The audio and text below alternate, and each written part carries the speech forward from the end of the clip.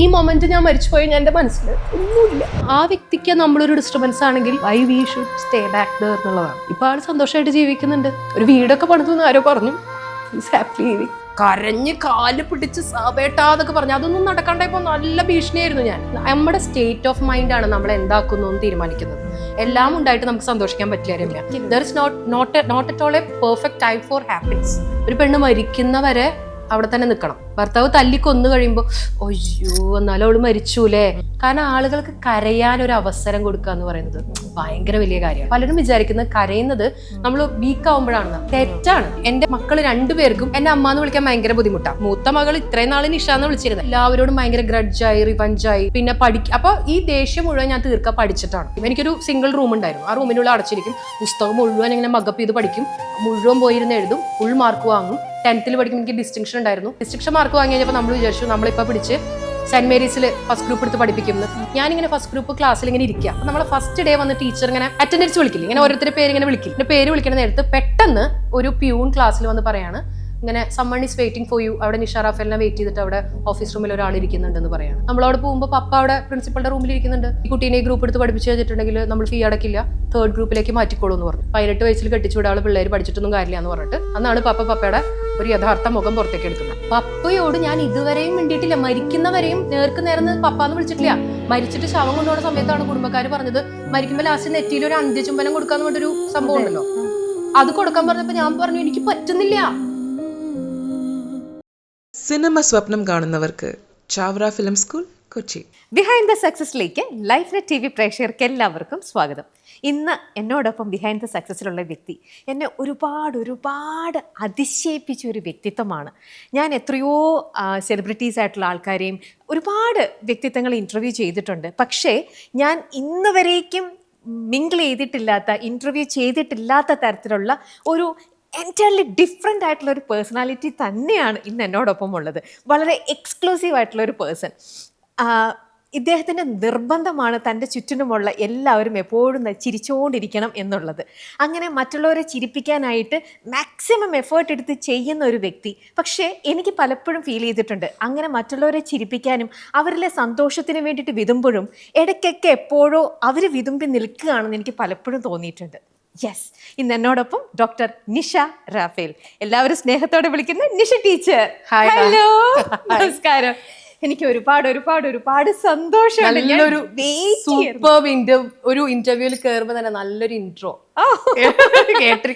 അതിപ്പോ രമ്യയെ പോലെ ഒരാൾ ഇത്രയും നല്ലൊരു ഇൻട്രോ തന്നതിൽ അതിശയിക്കാനൊന്നുമില്ല. കാരണം നമ്മൾ പണ്ട് മുതലേ കണ്ടുകൊണ്ടിരിക്കുകയാണല്ലോ ഇങ്ങനെ സൂര്യ ടിവിയിൽ ഇങ്ങനെ വന്നിട്ട് ഇങ്ങനെ സുന്ദരി കുട്ടിയായിട്ട് ഇങ്ങനെ ഒരു നാടൻ സുന്ദരി ഇങ്ങനെ സൂര്യ ടിവിയിൽ വരും. എന്നിട്ട് ലാസ്റ്റ് എനിക്ക് ഏറ്റവും ഇഷ്ടപ്പെട്ട ഒരു ഡയലോഗ് ഉണ്ട്. അപ്പൊ നിങ്ങൾ എല്ലാവരും കത്തയക്കേണ്ട വിലാസം music moments Surya TV 2266 Sasthamangalam PO Trivandrum 10. Okay, അടുത്ത അല്ലടാ അത് പഠിച്ചോന്നിരിക്കും. നമുക്ക് ആ ഒരു മ്യൂസിക് പണ്ടൊന്നും ഒരുപാട് ചാനലിലൊന്നും ഒരുപാട് ഷോസ് ഒന്നും ഇല്ലല്ലോ. അപ്പൊ നമ്മളിങ്ങനെ എപ്പോഴും കണ്ടുകൊണ്ടിരിക്കുന്ന ചാനലുകളിലെ സംഭവങ്ങളൊക്കെ നമുക്ക് ഇങ്ങനെ ബൈഹാർട്ടായിരിക്കും. രമ്യയെ പോലെയൊക്കെ ഒരാൾ വന്നിരുന്ന അവിടെ ഇങ്ങനെ ചാനലിൽ ഇങ്ങനെ വന്നിരുന്ന് പറയുമ്പോ സ്വാഭാവികമായിട്ടും ചെറുപ്പക്കാരുടെയൊക്കെ ഹരമായിരുന്നല്ലോ. ഇന്നും അതെ. എന്തായാലും ഒരുപാട് സന്തോഷം അതെല്ലാം കേൾക്കാൻ പറ്റിയില്ല. ഞാൻ ഇൻട്രോയിൽ പറഞ്ഞത് അതെൻ്റെ മനസ്സിൽ നിന്ന് വന്നതാണ്. നിഷ ടീച്ചറിനെ മനസ്സിലാക്കാൻ നോക്കുവോം തോറും ഭയങ്കരമായിട്ടും നിഷ ടീച്ചർ ഇങ്ങനെ ഒരുപാട് സർപ്രൈസസ് തന്നുകൊണ്ടേ ഇരിക്കുകയാണ്. അതിലിപ്പം ടീച്ചറിൻ്റെ ഒരുപാട് ഇൻ്റർവ്യൂസും കാര്യങ്ങളൊക്കെ കണ്ടു കഴിഞ്ഞപ്പോഴും ഞാൻ മനസ്സിലാക്കിയത് ടീച്ചർ ഡോക്ടറേറ്റ് എടുത്തത് എക്കണോമിക്സിലാണ്. പക്ഷേ ആൾക്കാരുടെയൊക്കെ വിചാരം നിഷ ടീച്ചർ ഡോക്ടറേറ്റ് എടുത്തിരിക്കുന്നത് ഒരു ഹ്യൂമൻ സൈക്കോളജിയിലാണെന്നുള്ള രീതിയിൽ ലോകത്തുള്ള എല്ലാ തരത്തിലുള്ള റിലേഷൻഷിപ്പിനെ കുറിച്ചും അവിഹിതത്തെ കുറിച്ചും ലവ് ഡോക്ടറിനെ കുറിച്ചും എങ്ങനെ ഒരു പെൺകുട്ടീനെ തിരഞ്ഞെടുക്കണം ഈ മാട്രിമോണിയൽ സൈറ്റിൽ നമ്മുടെ പ്രൊഫൈൽ കൊടുക്കുന്ന പോലെ തന്നെ ഹൗ ടു ഫൈൻഡ് ഒരു എനിക്ക് മാച്ച് ചെയ്യുന്ന ഒരു ബ്രൈഡിനെ എങ്ങനെ സെലക്ട് ചെയ്യണം. അത് സത്യത്തിൽ എനിക്ക് അതിശയം തോന്നുന്നത് ഒരു നല്ലൊരു പാർട്ട്ണറിനെ കിട്ടാത്ത എന്നോട് തന്നെ ചോദിക്കണം എന്നുള്ളതാണ്. സത്യത്തിൽ നമ്മൾ ഈ ക്യാൻസർ ഒക്കെ വരുന്ന പേഷ്യൻസ് ഉണ്ടല്ലോ, ക്യാൻസർ പേഷ്യൻസ് അതിൽ നിന്നൊക്കെ വന്ന് റിക്കവർ ചെയ്ത് കഴിഞ്ഞ് വരികയാണെങ്കിൽ അവർക്ക് മറ്റൊരാളെ കറക്റ്റ് ആയിട്ട് അഡ്വൈസ് ചെയ്യാനായിട്ട് പറ്റും. ഇപ്പൊ ആ ക്യാൻസർ പേഷ്യന്റ് ഒരു ഡോക്ടർ കൂടി ആണെങ്കിലോ, അതെ, അപ്പൊ അവർക്ക് അറിയാം എന്താണ് അവർ ഗോ ത്രൂ ചെയ്തിട്ടുള്ള ആ ഒരു സഫറിങ്സ് എന്താണ്, എന്തൊക്കെ ഹാർഡ്ഷിപ്സ് ഉണ്ട്, എങ്ങനെ ഹൗ ടു സർവൈവ് എന്നുള്ളത് നമുക്ക് അനുഭവത്തിൽ കൂടെ പോകുമ്പോൾ രമ്യ നമുക്ക് കറക്റ്റ് ആയിട്ട് പറഞ്ഞു കൊടുക്കാൻ പറ്റും അല്ലെ. നമ്മളിപ്പോ എത്രയൊക്കെ ബുക്സ് റീഡ് ചെയ്തിട്ട് പറഞ്ഞു കൊടുത്താലും അതിനൊരു പരിമിതി ഉണ്ടാവും. ഇതാകുമ്പോൾ നമുക്ക് ഇങ്ങനെ ബ്രോഡർ ആയിട്ട് ഇങ്ങനെ പറഞ്ഞു കൊടുക്കാം. കാരണം നമ്മുടെ ഹൃദയത്തിൽ തട്ടിയ കാര്യങ്ങളാകുമ്പോൾ തൊട്ട് മുന്നിൽ വന്നിരുന്ന് പറയുന്ന ആളുകളുടെ ആ ഒരു ഇന്നർ ഫീലിംഗ് ഉണ്ടല്ലോ, അത് അവരുടെ കണ്ണിൽ നിന്നേ നമുക്ക് മനസ്സിലാക്കാൻ പറ്റും. ചിലപ്പോൾ ഞാനിപ്പോ ഒരു നമ്മളിടം കൊണ്ട് ഒരു പ്രോഗ്രാം നടത്തുന്നുണ്ട്, രമ്യ കണ്ടിട്ടുണ്ടോ എന്ന് എനിക്കറിയാം. അപ്പൊ അതിലൊരു 18 വയസ്സ് തൊട്ട് ഒരു 78 അത്ര ഏത് ഏജ് ഗ്രൂപ്പിലുള്ളവർക്കും അതിൽ വരാം എന്നുള്ളതാണ്. അപ്പൊ അത് ആ ഒരു പ്രോഗ്രാമിലേക്ക് വരുന്ന പല ആളുകളും എൻ്റെ അടുത്ത് ഇങ്ങനെ ഹൃദയം തുറക്കാനായിട്ട് വരുമ്പോൾ ഞാൻ പറയും, കരയാനാണെങ്കിൽ എൻ്റെ അടുത്തേക്ക് വരരുത്. കാരണം എന്താണെന്ന് വെച്ചാൽ ഞാൻ കൂടെ കരഞ്ഞുകൊണ്ട് അവർക്ക് ഒരു റിലാക്സേഷൻ കിട്ടാൻ പോകുന്നില്ല. പകരം നമുക്ക് സന്തോഷിക്കാനാണെങ്കിൽ ഇവിടെ എന്തൊക്കെ ചെയ്യാൻ പറ്റുമോ അതൊക്കെ ചെയ്യാം. ഞാൻ ഈ എല്ലാ 2 മാസത്തിലൊരിക്കൽ നമ്മളൊരു കുഞ്ഞു ക്യാമ്പുകൾ നടത്താറുണ്ട്. ഒരുപാട് അകലെയൊന്നും പോയില്ല. ചിലപ്പോൾ വല്ല എറണാകുളത്തായിരിക്കും, അല്ലെങ്കിൽ പാലക്കാടായിരിക്കും. അങ്ങനെ കുറച്ച് അവിടെ തന്നെ കുറച്ച് റിമോട്ട് ആയിട്ടുള്ള ഒരു, ഇപ്പൊ എറണാകുളത്ത് തന്നെ കുറേ ഉള്ളിലേക്ക് പോയിട്ടുള്ള ഏതെങ്കിലും ഒരു പ്ലേസ് ഉണ്ടാവും. അവിടെ ഒരു റിമോട്ട് ഏരിയയിൽ ഒരു കുട്ടി റിസോർട്ടൊക്കെ എടുത്ത് നമ്മൾ തന്നെ ഫുഡ് ഉണ്ടാക്കി നമ്മളങ്ങനെ 3 days അവിടെ സ്റ്റേ ചെയ്യും. അങ്ങനത്തെ ദിവസങ്ങളിൽ രാത്രിയാകുമ്പോൾ നമ്മളിങ്ങനെ ക്യാമ്പ് ഫയർ ഒക്കെ കത്തിച്ച് മെഴുകുതിരി അതിന്റെ ചുറ്റും, ആ ക്യാമ്പ് ഫയറിന്റെ ചുറ്റും കുഞ്ഞു മെഴുകുതിരി എല്ലാവരുടെ കയ്യിലും കൊടുക്കും. ധ്യാനം പോലെയൊന്നുമല്ല, ഞാനതൊന്നും പഠിച്ചിട്ടുമില്ല. പലരും പറയുന്നുണ്ട് ഇതിന്റെ പേര് മൈൻഡ്ഫുൾനെസ് എന്നാണത്രേ. പേര് പോലും എനിക്കറിയില്ല. അവിടെ ഇരുന്ന് ഞാനൊരു ചെറിയൊരു പാട്ട്, ഒരു BGM വെച്ചിട്ട് ഞാൻ ഇങ്ങനെ കണ്ണടച്ച് എല്ലാവരോടും ഇങ്ങനെ കണ്ണടച്ചിങ്ങനെ 2 തൊടയിലും കൈ ഇങ്ങനെ വെച്ചിരിക്കാൻ പറയും. എന്നിട്ട് ഞാനിങ്ങനെ എൻ്റെ കുട്ടിക്കാലത്തെ കാര്യങ്ങൾ ഇങ്ങനെ പറഞ്ഞുകൊണ്ടിരിക്കും. നിങ്ങൾ നിങ്ങളുടെ കുട്ടിക്കാലത്ത് എന്തൊക്കെയായിരുന്നു എന്ന് ജസ്റ്റ് ഒന്ന് ഇങ്ങനെ ആലോചിക്കൂ എന്നിങ്ങനെ പറഞ്ഞുകൊണ്ടിരിക്കുമ്പോൾ വോയിസ് ഇങ്ങനെ പല മോഡുലേഷനിൽ നമ്മൾ പറയും. ബാക്കിൽ ഒരു ഒരു കുട്ടി BGM, ചിലപ്പോൾ ഫ്ലൂട്ടിന്റെ വോയിസ് ആയിരിക്കും, ഭയങ്കര ലൈറ്റ് ആയിട്ടുള്ള ഒരു മ്യൂസിക്. അതും വെച്ചിട്ട് നമ്മളിങ്ങനെ ആ ഇരുട്ടിന്റെ ആ ഒരു ഇതില്, കാരണം റിമോട്ട് ഏരിയ അല്ലേ, വേറെ വണ്ടികളുടെ ശബ്ദമൊന്നും ഇല്ലാത്ത ഏരിയ. അപ്പൊ അവരിങ്ങനെ പതുക്കെ അവരുടെ കുട്ടിക്കാലത്തേക്ക് പോകുമ്പോൾ അവരുടെ ഓരോരുത്തരുടെ കണ്ണിങ്ങനെ നിറഞ്ഞൊഴുകണത് കാണാം. കാരണം ആളുകൾക്ക് കരയാൻ ഒരു അവസരം കൊടുക്കുക എന്ന് പറയുന്നത് ഭയങ്കര വലിയ കാര്യമാണ്. നമുക്ക് പലപ്പോഴും കരയാൻ ഭയങ്കര മടിയാണ്. പുരുഷന്മാരെ കരയാൻ ഒരിക്കലും പാടില്ല, സ്ത്രീകൾക്കും അതെ. ഒരു പരിധി കഴിയുമ്പോൾ നമുക്ക് കരഞ്ഞു കഴിഞ്ഞാൽ ഭയങ്കര നാണക്കേടല്ലേ. പലരും വിചാരിക്കുന്നത് കരയുന്നത് നമ്മൾ വീക്ക് ആവുമ്പോഴാണെന്ന്. തെറ്റാണ്. ഏറ്റവും സ്ട്രോങ് പേഴ്സൺസ് ആണ് കരയാന്നാണ്. പക്ഷെ അതിലൊരു പ്രത്യേകതയുണ്ട്. കരഞ്ഞു കഴിഞ്ഞ് അടുത്ത ഒരു 10 മിനിറ്റ് നമ്മൾ കരഞ്ഞൊക്കെ കഴിയുമ്പോൾ പിന്നെ അവിടുന്ന് എനിക്ക് വരുന്ന പുതിയ ആളായിരിക്കും. സെയിം കാര്യത്തിന് വേണ്ടി നമ്മൾ വീണ്ടും കരയരുത് എന്നുള്ള ഒരു തിയറിയാണ് എനിക്കുള്ളത്. അപ്പൊ ആ ഒരു രീതിയിലൊക്കെ ഒരു പരിധി വരെയൊക്കെ സക്സസ്ഫുൾ ആയിട്ട് മുന്നോട്ട് പോകുന്നുണ്ട്. ഇനിയും ഈശ്വരൻ അനുഗ്രഹിക്കട്ടെ എന്നാണ്. തീർച്ചയായിട്ടും. ഓക്കെ, നമ്മളിടത്തെ കുറിച്ച് നമുക്ക് ഡീറ്റെയിൽ ആയിട്ട് കുറച്ചും കൂടെ സംസാരിക്കാം. പക്ഷെ അതിനു മുമ്പേ ഞാൻ ഈ ചോദിച്ചു വന്ന പോലെ എന്നെ സർപ്രൈസ് ചെയ്തത് ഇത്രമാത്രം ഇതിനെക്കുറിച്ചൊക്കെ ആധികാരികമായിട്ട്, അതായത് റിലേഷൻഷിപ്പിനെ കുറിച്ചും അവിഹിതത്തെ കുറിച്ചും ഇത്ര ആധികാരികമായിട്ട് സംസാരിക്കാൻ ടീച്ചർക്ക് എത്രമാത്രം റിലേഷൻഷിപ്പ് അങ്ങനെ ചോദ്യം അതല്ലേ, എന്തിനാണ് കുട്ടി വളഞ്ഞു മൂക്ക് പിടിക്കുക? ടീച്ചർക്ക് എത്രമാത്രം സിറ്റുവേഷൻഷിപ്പായി അല്ല അങ്ങനെ അല്ലെങ്കിൽ ഇത്ര അധികം ജീവിത അനുഭവം ഉണ്ടോ ഇതിനെ കുറിച്ച്? കാരണം എല്ലാവരും വന്ന് ചോദിക്കുന്നത് അതിലെന്തോ ഡോക്ടറേറ്റ് ഒരു വ്യക്തിയുടെ അടുത്ത് ചോദിക്കുന്ന. അതായത് പലപ്പോഴും ഞാൻ അധികം സംസാരിച്ചിട്ട് വൈറലായിട്ടുള്ള ഒരു ടോപ്പിക് നാർസിസിസ്റ്റിനെ കുറിച്ച് ഞാൻ പറഞ്ഞിട്ടുള്ളതാണ്. രമ്യ പലയിടത്തും വായിച്ചിട്ടുണ്ടായിരുന്നു. അപ്പൊ നാർസിസ്റ്റുകളുടെ ഏറ്റവും വലിയ പ്രത്യേകത എന്ന് വെച്ചാൽ അവര് ഏറ്റവും അധികം അവരെ മാത്രമാണ് സ്നേഹിച്ചുകൊണ്ടിരിക്കുന്നത്. തൊട്ടടുത്ത് നിൽക്കുന്ന വ്യക്തിനെ അവർ ജസ്റ്റ് ഇൻസ്ട്രുമെന്റ് ആയിട്ട് മാത്രമാണ് യൂസ് ചെയ്യുന്നത്. അപ്പൊ അവരെ കുറിച്ച് പറഞ്ഞാണ് ഏറ്റവും വൈറലായത്. അപ്പൊ അതിന് താഴെ പലരും വന്ന് ചോദിച്ചിരുന്നു, ഇനിയിപ്പോ ആക്ച്വലി ഇവര് തന്നെയാണോ മറ്റേ മാടമ്പിള്ളിയിലെ ആ ഒരു ചിത്തരോഗി? കാരണം ഇവർക്ക് ഇത്രയും ആധികാരികമായി പറയാൻ പറ്റുമെങ്കിൽ ഇവരും ഒരു നാർസിസ്റ്റ് ആയിരിക്കില്ലേ? ഞാൻ അവരുടെ അടുത്ത് പറഞ്ഞു, ഒരു പരിധി വരെ. കാരണം നമ്മൾ ശരിക്കും എന്താണെന്ന് നമ്മൾ റിയലൈസ് ചെയ്യുന്നിടത്താണ് നമുക്ക് സക്സസ് ഉണ്ടാവുക. പലപ്പോഴും പലരും അവരവരുടെ തെറ്റുകൾ എന്താണ്, കുറ്റങ്ങൾ എന്താണ്, ഡ്രോബാക്സ് എന്താണ്, നമ്മുടെ വീക്ക്നെസ് എന്താണ് എന്ന് ഒരിക്കലും ആരും പുറമേക്ക് പറയാനായിട്ട് ആഗ്രഹിക്കില്ല. പക്ഷെ ഞാൻ എല്ലായ്പ്പോഴും എല്ലാവരുടെ അടുത്ത് പറയുന്നത്, ഞാൻ ഒട്ടും പെർഫെക്റ്റ് അല്ലാത്ത ഒട്ടും പെർഫെക്റ്റ് അല്ല എന്ന് മാത്രമല്ല ഒരുപാട് ഇംപെർഫെക്ഷൻസ് ഉള്ള ഒരാളാണ് ഞാൻ. ആരും പെർഫെക്റ്റ് അല്ല. പക്ഷെ പലരും നമ്മുടെ കുറ്റങ്ങൾ പറയുമ്പോൾ പലരും അത് ഓക്കെ ആയിട്ട് കേട്ടിരിക്കാനായിട്ട് ആഗ്രഹിക്കാറില്ല. ഞാൻ പറയുന്നത് എന്റെ കയ്യിൽ ഒരു പിഞ്ച് ഓഫ് നാർസിസ്റ്റ് സ്വഭാവം എന്റെ കയ്യിലുണ്ട്. പക്ഷേ അതിന്റെ കൂടെ തന്നെ ഞാനൊരു എംപാത്താണ്. എംപാത്ത് എന്ന് പറഞ്ഞാൽ മറ്റുള്ളവരുടെ കാര്യങ്ങൾ കേൾക്കുമ്പോൾ എനിക്കൊരു എമ്പതി വരുന്നുണ്ട്. പക്ഷെ സാധാരണ നാർസിസ്റ്റുകൾക്ക് ഒരു എംപാത്ത്നെസ് ഇല്ല. അതുകൊണ്ടാണ് അവർ ഭയങ്കര അഗ്രസീവായിട്ട് പെരുമാറുന്നത്, മറ്റുള്ളവരുടെ ഇമോഷൻസിനെ അവർ ഹേർട്ട് ചെയ്യുന്നത്, മുന്നിൽ നിൽക്കുന്ന ആളുകളുടെ ഇമോഷനെ നോക്കാതെ എന്തൊക്കെയോ കാണിച്ചു കൂട്ടുന്നതാണ് അവര്. പക്ഷെ ഈ എംപാത്സിന്റെ പ്രത്യേകത എന്താണെന്ന് വെച്ച് കഴിഞ്ഞാൽ, അതായത് ഞാൻ പറയുകയാണെങ്കിൽ ഞാനൊരു 50% മാലാഖയും 50% ചെകുത്താനുമാണ് ഞാൻ. ഒരു സൈഡിൽ ഒരു കൊമ്പുണ്ടെങ്കിൽ ഇപ്പത്തെ സൈഡിൽ ഹാലോയും ഉണ്ട്. അതായത് മറ്റേ ലാലേട്ടനൊക്കെ ഒരു സിനിമയിൽ പറഞ്ഞ പോലെ ഞാൻ ആരെയും അങ്ങോട്ട് തോണ്ടാൻ പോകാറില്ല, ഇങ്ങോട്ട് തോണ്ടിയാ ഞാൻ മാം. എന്റെ മറ്റേ രൂപം. അതെ ഈ മദർ തെരേസയ്ക്ക് അതെ, അതുകൊണ്ട് അധികം തോണ്ടാനും വരാറില്ല കേട്ടോ. കാരണം നമ്മളിപ്പോ സാധാരണ സോഷ്യൽ മീഡിയയിൽ നിൽക്കുമ്പോൾ ഞാനിപ്പോ എല്ലാത്തിലും നമ്പർ ഇട്ടിട്ടുണ്ട്. അപ്പൊ പലരും ചോദിക്കാറുണ്ട് നിങ്ങൾക്ക് ഭയങ്കര തന്നെ നിങ്ങൾ ഭയങ്കര തൊലിക്കെട്ട് തന്നെ വാട്സാപ്പ് നമ്പർ ഇട്ടിട്ടുണ്ടല്ലോ. പക്ഷെ ഈ വാട്സാപ്പ് നമ്പറിൽ ഞാൻ സത്യം പറയാലോ രമ്യ, അധികം ആളുകളൊന്നും വൃത്തികേട് പറയുന്ന 1-2 പേരൊക്കെ ഉണ്ടാവും. അതിപ്പോ എല്ലാ സമൂഹത്തിലും ഒരു 1% അല്ലെങ്കിൽ 2% കുറച്ച് എന്താ പറയാ, കുറച്ച് കാമഭ്രാന്തന്മാരും കുറച്ച് ഫ്രസ്ട്രേറ്റഡ് മൈൻഡ്സും അല്ലെങ്കിൽ കുറച്ച് ലൈംഗിക ദാരിദ്ര്യം അനുഭവിക്കുന്ന ആരെങ്കിലും ഒക്കെ ഉണ്ടാവും. അവരെ മാറ്റി നിർത്തിയാൽ ബാക്കി പൊതുവെ ആളുകൾക്ക് എന്നോട് ബഹുമാനമാണ്. ഇഷ്ടത്തെക്കാൾ കൂടുതൽ അവർക്ക് എന്നോട് ബഹുമാനമാണ്. കാരണം എല്ലാ ഏജ് ഗ്രൂപ്പിലുള്ള ആളുകളും ടീച്ചറെ എന്ന് വിളിച്ച് ഓടി വരുമ്പോൾ നമുക്ക് കിട്ടുന്നൊരു എന്താ പറയാ, മലയാളികൾക്ക് അംഗീകരിക്കാൻ ഭയങ്കര ബുദ്ധിമുട്ടല്ലേ. എന്താണ് കുറ്റം എന്നാണ് ആദ്യം കണ്ടുപിടിക്കുക. അപ്പൊ നമ്മളിപ്പോ ഇങ്ങനെ എങ്ങനെയൊക്കെ ഡ്രസ് ചെയ്ത് വന്നിരുന്നാലും അതിനിടയിൽ എന്തെങ്കിലും കുറ്റം കണ്ടെത്താൻ പറ്റും. അപ്പൊ ലാസ്റ്റ് ഞാൻ ചെയ്തൊരു ഇന്റർവ്യൂ കണ്ടിട്ട് ആളുകൾ പറഞ്ഞു, ഓ ഇവർക്ക് ഫെമിനിസത്തെ കുറിച്ച് എന്തറിയാം, ഇവര് സത്യത്തിൽ ഒരു കുലസ്ത്രീയാണ്. അപ്പൊ ഞാൻ വിചാരിച്ചു, ഈ കുലസ്ത്രീയുടെ കുപ്പിവളിയിട്ട് വന്ന് സാരി വന്നിരിക്കുന്നതാണോ കുലസ്ത്രീ? അത് എന്താണെന്ന് അറിയില്ല. ആളുകൾ ചില ഹാഷ്ടാഗിലൊക്കെ അങ്ങനെ വിളിക്കുന്ന ഒരു പെർട്ടിക്കുലർ ഗ്രൂപ്പ് ഉണ്ട്. അവരെ മാറ്റി നിർത്തി കഴിഞ്ഞാൽ ബാക്കി എല്ലാവരും പറയാം ടീച്ചർ പറയുന്ന കാര്യങ്ങൾ നമുക്ക് ഹൈലി റിലേറ്റബിൾ ആണ്. ടീച്ചർ പറയുന്ന കാര്യങ്ങൾ ഞങ്ങൾക്ക് ഒരുപാട് വട്ടം സ്റ്റാറ്റസ് ഇടാൻ പറ്റാറുണ്ട്. പ്രത്യേകിച്ച് ഇപ്പോൾ പലപ്പോഴും നമ്മുടെ വീട്ടിലൊരു വഴക്കുണ്ടായെന്ന് വിചാരിക്കും. ഇപ്പോൾ നമുക്കറിയാം രമ്യയുടെ ഹസ്ബൻഡ് നിഖിൽ, നിങ്ങൾ തമ്മിൽ ഭയങ്കര ഒരു ഹാപ്പി കപ്പിളാന്ന് അറിയാം. പക്ഷെ നിങ്ങൾ തന്നെ ചെയ്തൊരു ഇന്റർവ്യൂല്, നമ്മൾ വീണയായിട്ട് ചെയ്തിട്ടുള്ള ഒരു ഇന്റർവ്യൂല് രമ്യ തന്നെ പറയുന്നത് കേട്ടു, ഞാൻ ഭയങ്കര റൊമാൻറ്റിക് ആണ് രമ്യ, പക്ഷെ നിഖിലേട്ടൻ അത്ര പോലും ഇല്ല. നിഖിലേട്ടനാണോ നിഖിലാണോ, നിഖിൽ അത്രയും പോലും റൊമാൻറ്റിക് അല്ലാന്ന്. അപ്പൊ എത്രയും ഹാപ്പി കപ്പിൾസിന്റെ ഇടയിലും ഇൻ ബിറ്റ്വീൻ ചെറിയ റിലേഷൻഷിപ്പിലും അപ്പൊ ഞാൻ പറയുന്നത്, അപ്പൊ നമ്മൾ ഈ സംസാരിച്ചുകൊണ്ടിരിക്കുന്ന പല കാര്യങ്ങളും ഇപ്പൊ രമ്യക്ക് ദേഷ്യം പിടിച്ചിരിക്കുന്ന നേരത്താണ് ഈ ഒരു ഇത് കിട്ടുന്നെങ്കിൽ സ്വാഭാവികമായിട്ടും അത് നിഖിലിന് അയച്ചു കൊടുക്കാൻ തോന്നാം. അപ്പൊ അങ്ങനെ പല ആളുകളും നമ്മൾ പറയുന്ന പല കാര്യങ്ങളും, അത് ഇൻസ്റ്റാഗ്രാമിന് ഒരു പ്രത്യേകത ഉണ്ടല്ലോ, നമ്മൾ ഏത് ഇമോഷനിലാണ് കടന്നു പോകുന്നത് ആ സംഭവങ്ങൾ കറക്റ്റ് ആയിട്ട് ഇൻസ്റ്റാഗ്രാം തന്നുകൊണ്ടേയിരിക്കും. നമ്മൾ സങ്കടത്തിലാണെന്നുണ്ടെങ്കിൽ സങ്കടത്തിനെ ഒന്നും കൂടി കൂട്ടാൻ വേണ്ടി ഇൻസ്റ്റാഗ്രാം BGM പോലും ഇട്ട് തരാറുണ്ട് ശരിക്കും, ഇല്ലേ? അത് നമ്മൾ ഹാപ്പിനെസ്സിലാണെന്നുണ്ടെങ്കിൽ ഹാപ്പി ആയിട്ടുള്ള സംഭവങ്ങൾ തരും. അപ്പൊ അങ്ങനെ നമ്മുടെ റീലുകൾ പലരും എടുത്തുകൊണ്ട് ഇപ്പൊ അധികവും ഞാനിപ്പോ വല്ല ഷോപ്പിങ്ങിനൊക്കെ പോകുമ്പോൾ സാരിയൊക്കെ എടുക്കാനൊക്കെ പോകുമ്പോൾ അവിടുത്തെ ഷോപ്പിലത്തെ ചേച്ചിമാരൊക്കെ ഒന്ന് പറയും, മോളെ അടിപൊളിയായിരുന്നു കേട്ടോ, ഞാൻ ഇന്നലെ അതെന്റെ ഭർത്താവിന് അയച്ചു കൊടുത്തു. അപ്പൊ ഞാൻ പറയേ ഭർത്താക്കന്മാരൊക്കെ കൂടി ഒരു ദിവസം വന്നിട്ട് ഈ പെണ്ണുമ്പിള്ള കാരണം ഈ കുടുംബം നശിച്ചു, കുടുംബം കലക്കി എന്നുള്ള ഹാഷ്ടാഗിലൊക്കെ. അപ്പൊ ഞാൻ എന്താന്ന് വെച്ചാൽ അവർക്ക് പറയാൻ അവസരം കൊടുക്കില്ല. നമ്മൾ തന്നെ സ്വയം, ഞാനിങ്ങനെ ഈ വീഡിയോസിന് കവർ ഇടുമ്പോ കുടുംബം കളിക്ക് നിഷ ടീച്ചർ നമ്മൾ തന്നെ ഇട്ട് അല്ല നിങ്ങൾ പറയണ്ട, ഞാനിങ്ങനെയാണ്, നിങ്ങൾ പറയണ്ട, നിങ്ങൾ വിഷമിക്കണേ, ഞാൻ എന്നെ ട്രോളാൻ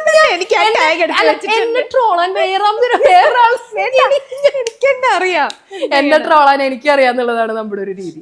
പണ്ട് മുതൽ ഇങ്ങനെ ഒരു വായാടി ആയതുകൊണ്ട് എന്താ പറയാ, ഒരു ലൈസൻസ് ഇല്ലാത്ത സംസാരം. പക്ഷെ ആരും ഹേർട്ട് ചെയ്യണ രീതിയിലൊന്നും പറയാറില്ല. ഇങ്ങനെ രസമല്ലേ ഇത് കേട്ടിരിക്കാൻ? എന്ത് രസമാണ്. എന്റെ മനസ്സിൽ നമ്മളിപ്പോ എത്ര വിഷമിച്ച് വന്നിരിക്കുകയാണെങ്കിലും നിഷ ടീച്ചറിന്റെ ഈ ഒരു സംസാരം ഇത് കേൾക്കുമ്പോ ഏതൊരു വ്യക്തിക്കും സന്തോഷം തോന്നുകയുള്ളൂ. ഞാൻ ഹെഡ് ചെയ്തിട്ടില്ല. ഇപ്പൊ രമ്യേനെ തന്നെ അന്ന് മെസ്സേജ് അയച്ചത്, hello Ramya, I am so and so. അപ്പൊ രമ്യ ആരാണ്?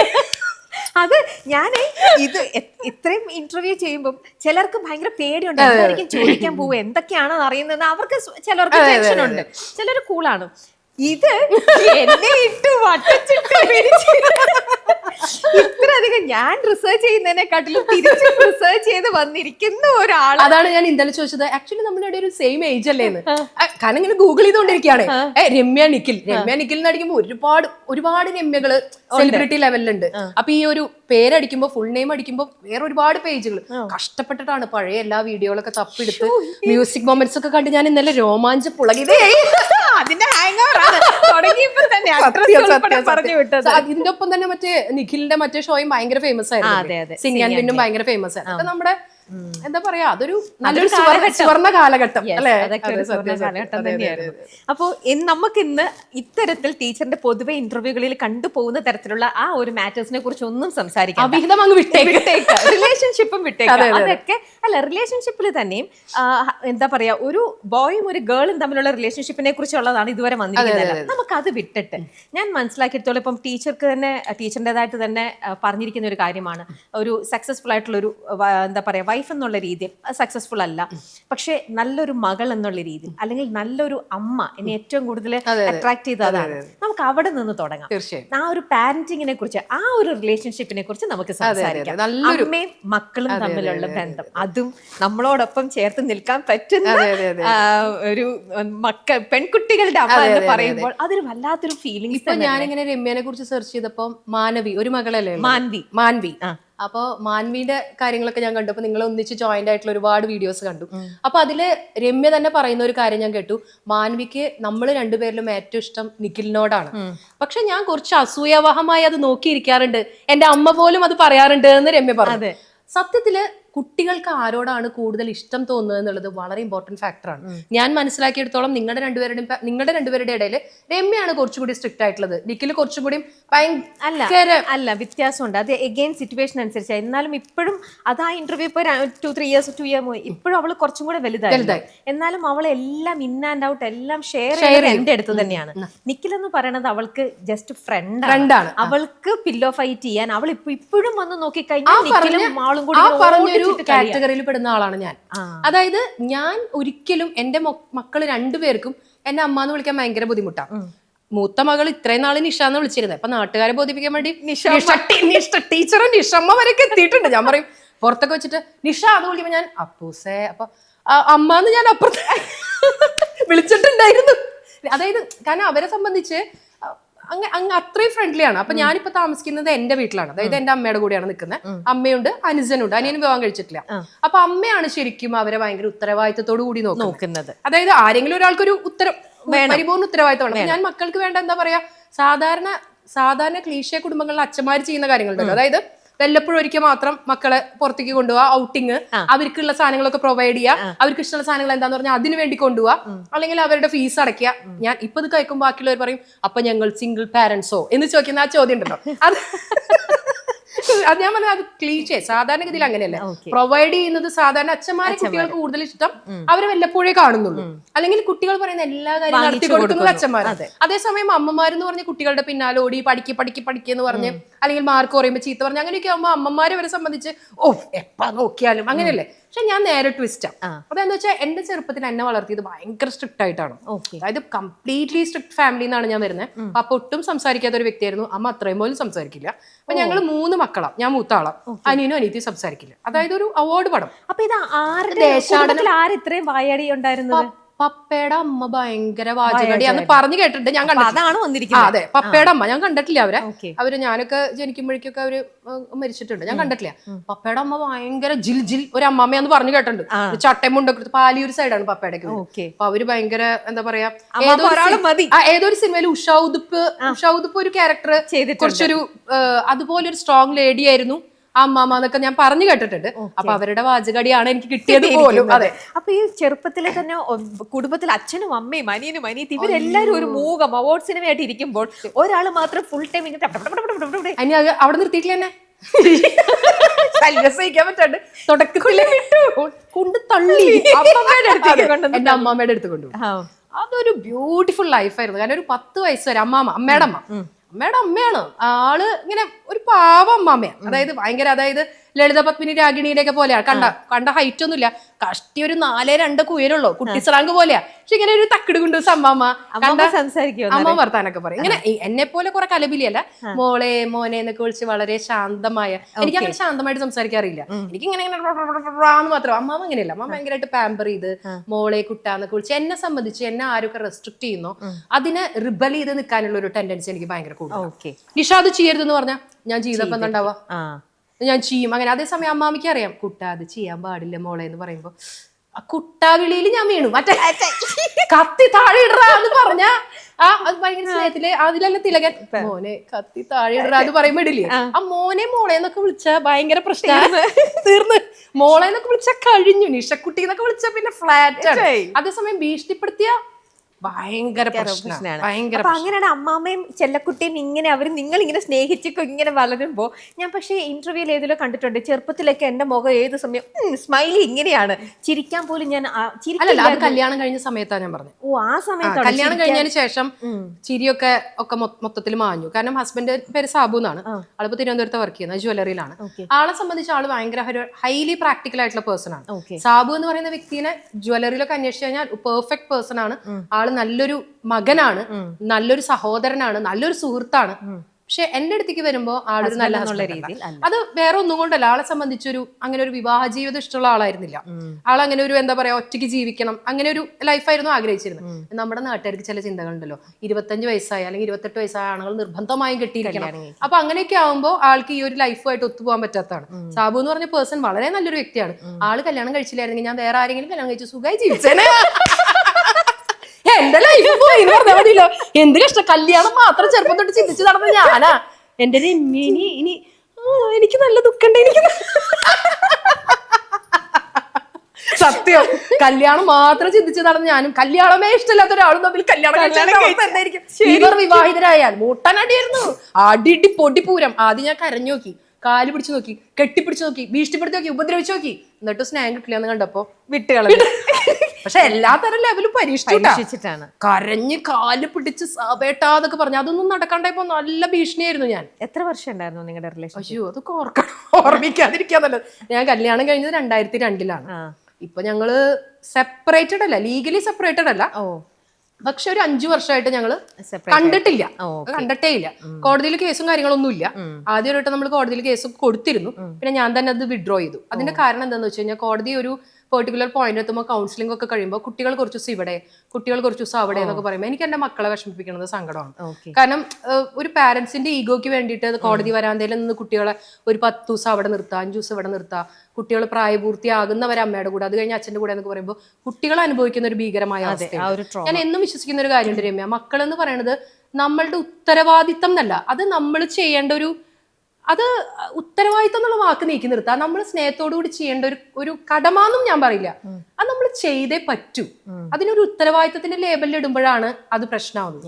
ഇഷ്ടത്തോടെ നമ്മൾ ചെയ്തു കൊടുക്കണം കുട്ടികൾ. കാരണം അവര് പറഞ്ഞിട്ടല്ല അവർ ഈ ഭൂമിയിലേക്ക് വന്നിട്ടില്ല, അല്ലെ? നമ്മൾ വിവാഹം കഴിച്ച് നമ്മൾ ആ കുട്ടികളെ ഭൂമിയിലേക്ക് ഉണ്ടാക്കി. ആ വാക്ക് തന്നെ ഞാൻ ഉപയോഗിക്കും. ആ കുട്ടികൾ എന്ത് തെറ്റ് ചെയ്തു? നമ്മളുടെ ഇപ്പൊ എന്റെ വയറിന്റെ ഉള്ളിൽ ആ 2 കുഞ്ഞുങ്ങളും വന്നത് അവരുടെ തെറ്റാണോ? അപ്പൊ ഞാനും സാബും തമ്മിൽ വഴക്ക് കൂടിയത് അവരുടെ കുറ്റം കൊണ്ടാണോ? പലപ്പോഴും ഞാൻ സാബുവിന്റെ അടുത്ത് തന്നെ പറയാറുണ്ട്, നമ്മൾ വഴക്ക് കൂടുമ്പോൾ മക്കളുടെ മുന്നിൽ കൂടാതിരിക്കുക. കാരണം അത് അവർക്ക് കൊടുക്കുന്ന ട്രോമ ചില്ലറയാവില്ല. ഒരുപാട് വർഷം കഴിഞ്ഞിട്ട് ഇനി അവര് വിവാഹം കഴിക്കുമ്പോഴും ഇതൊക്കെ തന്നെയായിരിക്കും അവർക്ക് ഓർക്കാനായിട്ടുണ്ടാവും. ഞാൻ പറയുകയാണെങ്കിൽ പാരന്റ്സ് നമ്മൾ സ്നേഹിക്കുന്നത് കണ്ട് കുട്ടികൾ വളരെ. ഇപ്പൊ ഞാൻ ലാസ്റ്റ് വീക്ക് ഏതോ ഒരു വീഡിയോയിലോ ഏതോ ഒരു സെലിബ്രിറ്റി, അവരുടെ പേര് ഞാൻ ഓർക്കുന്നില്ല, അവരിങ്ങനെ ഒരു കല്യാണത്തിന്റെ അന്ന് സ്റ്റേജിൽ നിന്നിട്ട് കുട്ടിയുടെ മുന്നിൽ, ഒരു സെക്കൻഡ് മാരേജ് ആണ്, കുട്ടിയുടെ മുന്നിൽ കിസ് ചെയ്യാണ്.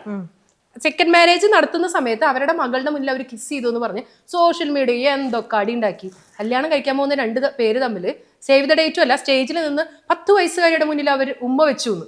10 വയസ്സുകാരുടെ മുന്നിൽ മുട്ടൻ അടി ഉണ്ടാക്കാം. മറ്റേ കുക്കറിന്റെ അടപ്പുകൊണ്ട് തലക്കടിച്ച് കൊല്ലാം, അത് കുഴപ്പമില്ല. അമ്മയും അച്ഛനും തമ്മിൽ ഉമ്മ വെക്കണത് കാണാൻ പാടില്ല, കെട്ടിപ്പിടിക്കണത് കാണാൻ പാടില്ല. ഞാൻ പറയുകയാണെങ്കിൽ അങ്ങനെ കെട്ടി മറഞ്ഞ ഒരു കട്ടിലിൽ കുട്ടികളും അച്ഛനും അമ്മയൊക്കെ കളിച്ചു വളർന്ന ഒരു ഫാമിലി ഉണ്ടല്ലോ, അതിന്റെ ഒരു ബോണ്ടിങ് എസ്പെഷ്യലി ഭയങ്കര ബ്യൂട്ടിഫുൾ ആയിരിക്കും. പക്ഷെ എനിക്കും അത് കുട്ടിക്കാലത്ത് കിട്ടിയിട്ടില്ല. കാരണം പപ്പയും അമ്മയും തമ്മിലും അത്ര ഒരു, പപ്പ ഭയങ്കര ഒരു ഒരു സെൽഫ് മെയ്ഡ് മാൻ ആണ്. ആള് പണ്ട് മുതലേ ഗൾഫിലായിരുന്നു, അബുദാബിയിലായിരുന്നു. അപ്പൊ പപ്പയും അധികം സംസാരിക്കാത്ത ഒരു ടൈപ്പ്. ഇവരൊക്കെ എന്താ പറയാ, ഒരു ഒരു ഒരു കംപ്ലീറ്റ്ലി ഒരു ബ്രോക്കൺ ഫാമിലി അവിടെ. ദെൻ അഗെയിൻ പട പേടിച്ച് പന്തളിച്ച് ചെന്നപ്പോ പന്തം കൊളുത്തി പടാന്ന് പറഞ്ഞ പോലെ ഇവിടെ. പക്ഷെ ഇതിലൊക്കെ വ്യത്യാസം വന്നത് എന്താ വെച്ചാൽ നമ്മുടെ സ്റ്റേറ്റ് ഓഫ് മൈൻഡ് ആണ് നമ്മൾ എന്താക്കുന്നു എന്ന് തീരുമാനിക്കുന്നത്. എല്ലാം ഉണ്ടായിട്ട് നമുക്ക് സന്തോഷിക്കാൻ പറ്റില്ല Ramya. There is not at all a perfect time for happiness, അല്ലെ? നമ്മൾ സെലിബ്രേറ്റ് ചെയ്യാൻ കിട്ടുന്ന ഓരോ മിനിറ്റും എൻജോയ് ചെയ്യണമെന്ന് വിശ്വസിക്കുന്ന ആളാണ് ഞാൻ. എന്നാ അടുത്ത നിമിഷം ഇപ്പൊ ഇവിടുന്ന് ഇറങ്ങിപ്പോയി ഞാൻ വണ്ടിയിൽ കയറി വീടെത്തുന്ന എന്താ ഒരു ആക്സിഡന്റിൽ ഞാൻ മരിച്ചു പോയാലോ, അപ്പൊ ഞാൻ ഇവിടെ ഇരിക്കുന്ന ഈ മൊമെന്റ് രമ്യയുടെ കൂടെ ഞാൻ ഹാപ്പിയാണ്. ചിലപ്പം ഇന്നലെ എന്തായിരുന്നു എന്ന് എനിക്കറിയില്ല, നാളത്തെ ദിവസം എന്താണെന്ന് എനിക്കറിയില്ല. നാളകളെ കുറിച്ച് ആലോചിച്ച് നമ്മൾ എന്തിനാണ് ഇന്നുകളെ നശിപ്പിക്കുന്നത്? പ്രസന്റിലാണ് ഇപ്പൊ എപ്പോഴും ജീവിച്ചുകൊണ്ടിരിക്കുന്നത്. അപ്പോൾ നിഷ ടീച്ചർ തിരിഞ്ഞു നോക്കിയപ്പോൾ ടീച്ചറിലെ ഏറ്റവും പെർഫെക്റ്റ് ആയിട്ടുള്ളത് ഏതൊരു ഫേസ് ആണ്? അമ്മയായിട്ടാണോ, മകളായിട്ടാണോ, സഹോദരിയാണോ, വൈഫാണോ? ഞാനൊരു നല്ല അമ്മയാണ്. അമ്മ, അതാണ് ഏറ്റവും ഹൈലൈറ്റ് ചെയ്യേണ്ടത്. ഏറ്റവും മോശം? ഞാൻ ഏറ്റവും മോശം മകളാണെന്ന് പറയുന്നത്, ഭാര്യയല്ല. ഭാര്യയുടെ കാര്യത്തിലും എനിക്കൊരു ആവറേജ് ആണ്. അതായത് ഒരു 60 മാർക്കൊക്കെ എനിക്ക് ഭാര്യയുടെ കാര്യത്തിൽ കൊടുക്കാം. സാബുവിന്റെ ഭാര്യ ആയിട്ട് നല്ലതല്ലാന്നല്ലേ ഉള്ളൂ, ഭാര്യ എന്നുള്ള ലെവലിൽ ഞാൻ നല്ലതാ. സാബുവിന് ഞാൻ ഓക്കെ ആയിരുന്നില്ല. പക്ഷെ ഞാനൊരു മകൾ എന്നുള്ള നിലയ്ക്ക് ഞാനൊരു അട്ടർ ഫെയിലിയർ ആണ്. കാരണം എനിക്ക് അമ്മയുടെ കൂടെ നല്ല രീതിയിൽ സഹകരിച്ചു പോകാൻ പറ്റുന്നില്ല, പപ്പയുടെ കൂടെയും തീരെ നല്ല രീതിയിൽ സഹകരിച്ചു പോകാൻ പറ്റില്ല. ഒരു മകൾ എന്നുള്ള രീതിയിൽ ഞാനൊരു വലിയ പരാജയമാണ്. അതെന്തുകൊണ്ട്? അവരുടെ അതെന്താ വെച്ചാ പാരന്റിങ്ങിന്റെ ആണോ? അവരുടെ പാരന്റിങ് ഒന്ന്, പിന്നെ ചെറുപ്പം തൊട്ടേ നമുക്ക് കിട്ടേണ്ട കെയറും സ്നേഹമൊന്നും അവരുടെ അടുത്ത് കിട്ടിയിട്ടില്ല. അമ്മാമ്മയാണല്ലോ നമ്മളെ വളർത്തിയത്. അപ്പൊ എനിക്ക് ഇവരോട് എന്തോ ഒരു ഭയങ്കര ഒരു കടുത്ത ദേഷ്യമായിരുന്നു. കാരണം ചെറുപ്പം മുതലേ ഇവരാരാണെന്ന് പോലും എനിക്കറിയില്ല. ഒരു 10 വയസ്സിലാണ് അമ്മയുടെ വീട്ടിൽ നിന്ന് ഞാൻ എന്നെ ഇങ്ങോട്ട് പെട്ടെന്ന് പറിച്ചു നടുകയായിരുന്നു. അതെന്താ അങ്ങനെ അത്രത്തോളം നിങ്ങൾ തമ്മിൽ ഡിറ്റാച്ച്ഡ് ആയിരുന്നു. ആണോ? ഇടയ്ക്ക് പോലും കാണില്ല? ഒന്നുമില്ല. അമ്മ വരും ഇടയ്ക്ക് ഹോർലിക്സിന്റെ കുപ്പി കൊണ്ടുവരും. അതായത് ഒരു വീക്കെൻഡ് ഒക്കെ ആകുമ്പോൾ നമുക്ക് കൊണ്ടുവരാം. അതായത് അമ്മാമ്മയുടെ വീട്ടിലാണ് ഞാൻ താമസിച്ചത്. അപ്പൊ അമ്മാമ്മയുടെ കൂടെ അമ്മയ്ക്ക് ഇവര് 6 മക്കളാ. അപ്പൊ അമ്മയ്ക്ക് 4 ബ്രദേഴ്സ്, അമ്മയ്ക്ക് ഒരു അനിയത്തി. അപ്പൊ ഇവരുടെയൊക്കെ ഒരു ശരിക്കും ഞാൻ അവരുടെ കൂടെയാണ്. എന്റെ വിചാരം അമ്മാമ്മയാണ് എന്റെ അമ്മ എന്നായിരുന്നു. മനസ്സിലായോ? ആ രീതിയിൽ, അതായത് ആ വീട്ടിലെ ഒരു കുട്ടിയാണ് ഞാൻ. അപ്പൊ ഒരു വീക്കെൻഡ് ആകുമ്പോൾ അമ്മ വരും. അമ്മ വരുന്ന കയ്യിൽ നിറയെ സാധനങ്ങൾ ഉണ്ടാവും. മെയിൻ ആയിട്ട് ഹോർലിക്സിന്റെ കുപ്പിയാണ് ഉണ്ടാവുക.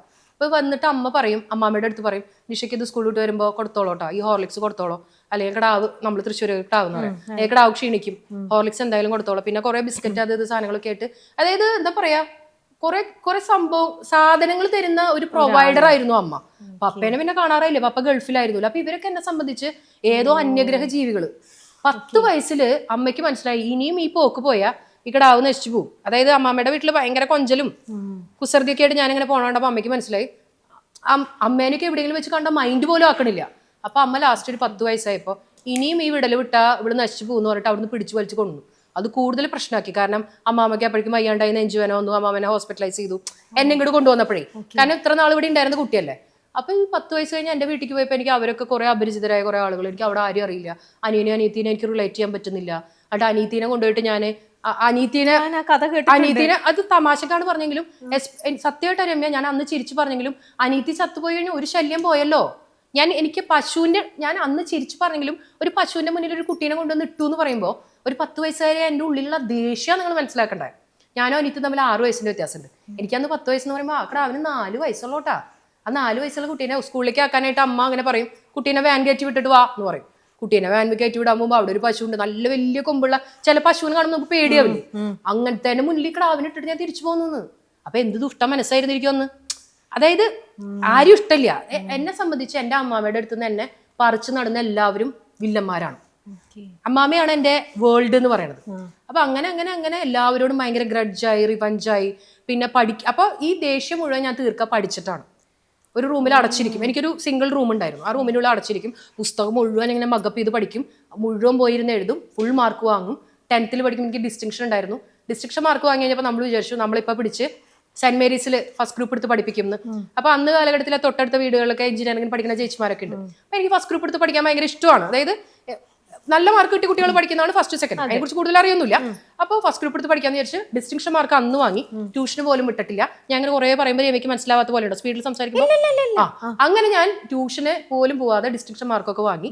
പക്ഷെ ആ സമയത്ത് എനിക്ക് മാർക്ക് വാങ്ങി കഴിഞ്ഞപ്പോൾ പപ്പ എന്ത് ചെയ്തു, ഇവളെ പ്രീ ഡിഗ്രിക്ക് ഫസ്റ്റ് ഗ്രൂപ്പ് ഒന്നും എടുത്ത് പഠിപ്പിക്കേണ്ട, 18 വയസ്സിൽ കെട്ടിച്ചു വിടാനുള്ള പിള്ളേർ പഠിച്ചിട്ടൊന്നും കാര്യമില്ല എന്ന് പറഞ്ഞിട്ട് അന്നാണ് പപ്പയുടെ ഒരു യഥാർത്ഥ മുഖം പുറത്തേക്ക് എടുക്കുന്നത്. അങ്ങനെ എക്കണോമിക്സിലേക്ക് ഷിഫ്റ്റ് ചെയ്തു. ഇഷ്ടമില്ലാണ്ട് പഠിച്ചതാണ്. കാരണം എന്താ വെച്ചാൽ എന്നെ പിടിച്ച് 3rd ഗ്രൂപ്പിലാക്കി. അതെന്താ? അതിന് ഫീസ് അന്നൊക്കെ എക്കണോമിക്സ് ആണെങ്കിലും ഫീസ് അല്ല പ്രശ്നം. ഫസ്റ്റ് ഗ്രൂപ്പ് എടുത്ത് പഠിച്ചാൽ ഞാൻ നല്ലോണം പഠിക്കണ കുട്ടിയല്ലേ. എങ്ങാനും പഠിച്ചിട്ട് ഞാൻ എൻട്രൻസ് എഴുതി പാസ്സായ പിന്നെ ഞാൻ വീണ്ടും അപ്പൊ നാട്ടുകാർ പറയില്ലേ, റാഫലേട്ടാ കുട്ടി എൻട്രൻസ് പാസ്സായില്ലേ, ആ കുട്ടീനെ ഇനി പഠിപ്പിച്ചോന്ന് നാട്ടുകാർ പറയില്ലേ.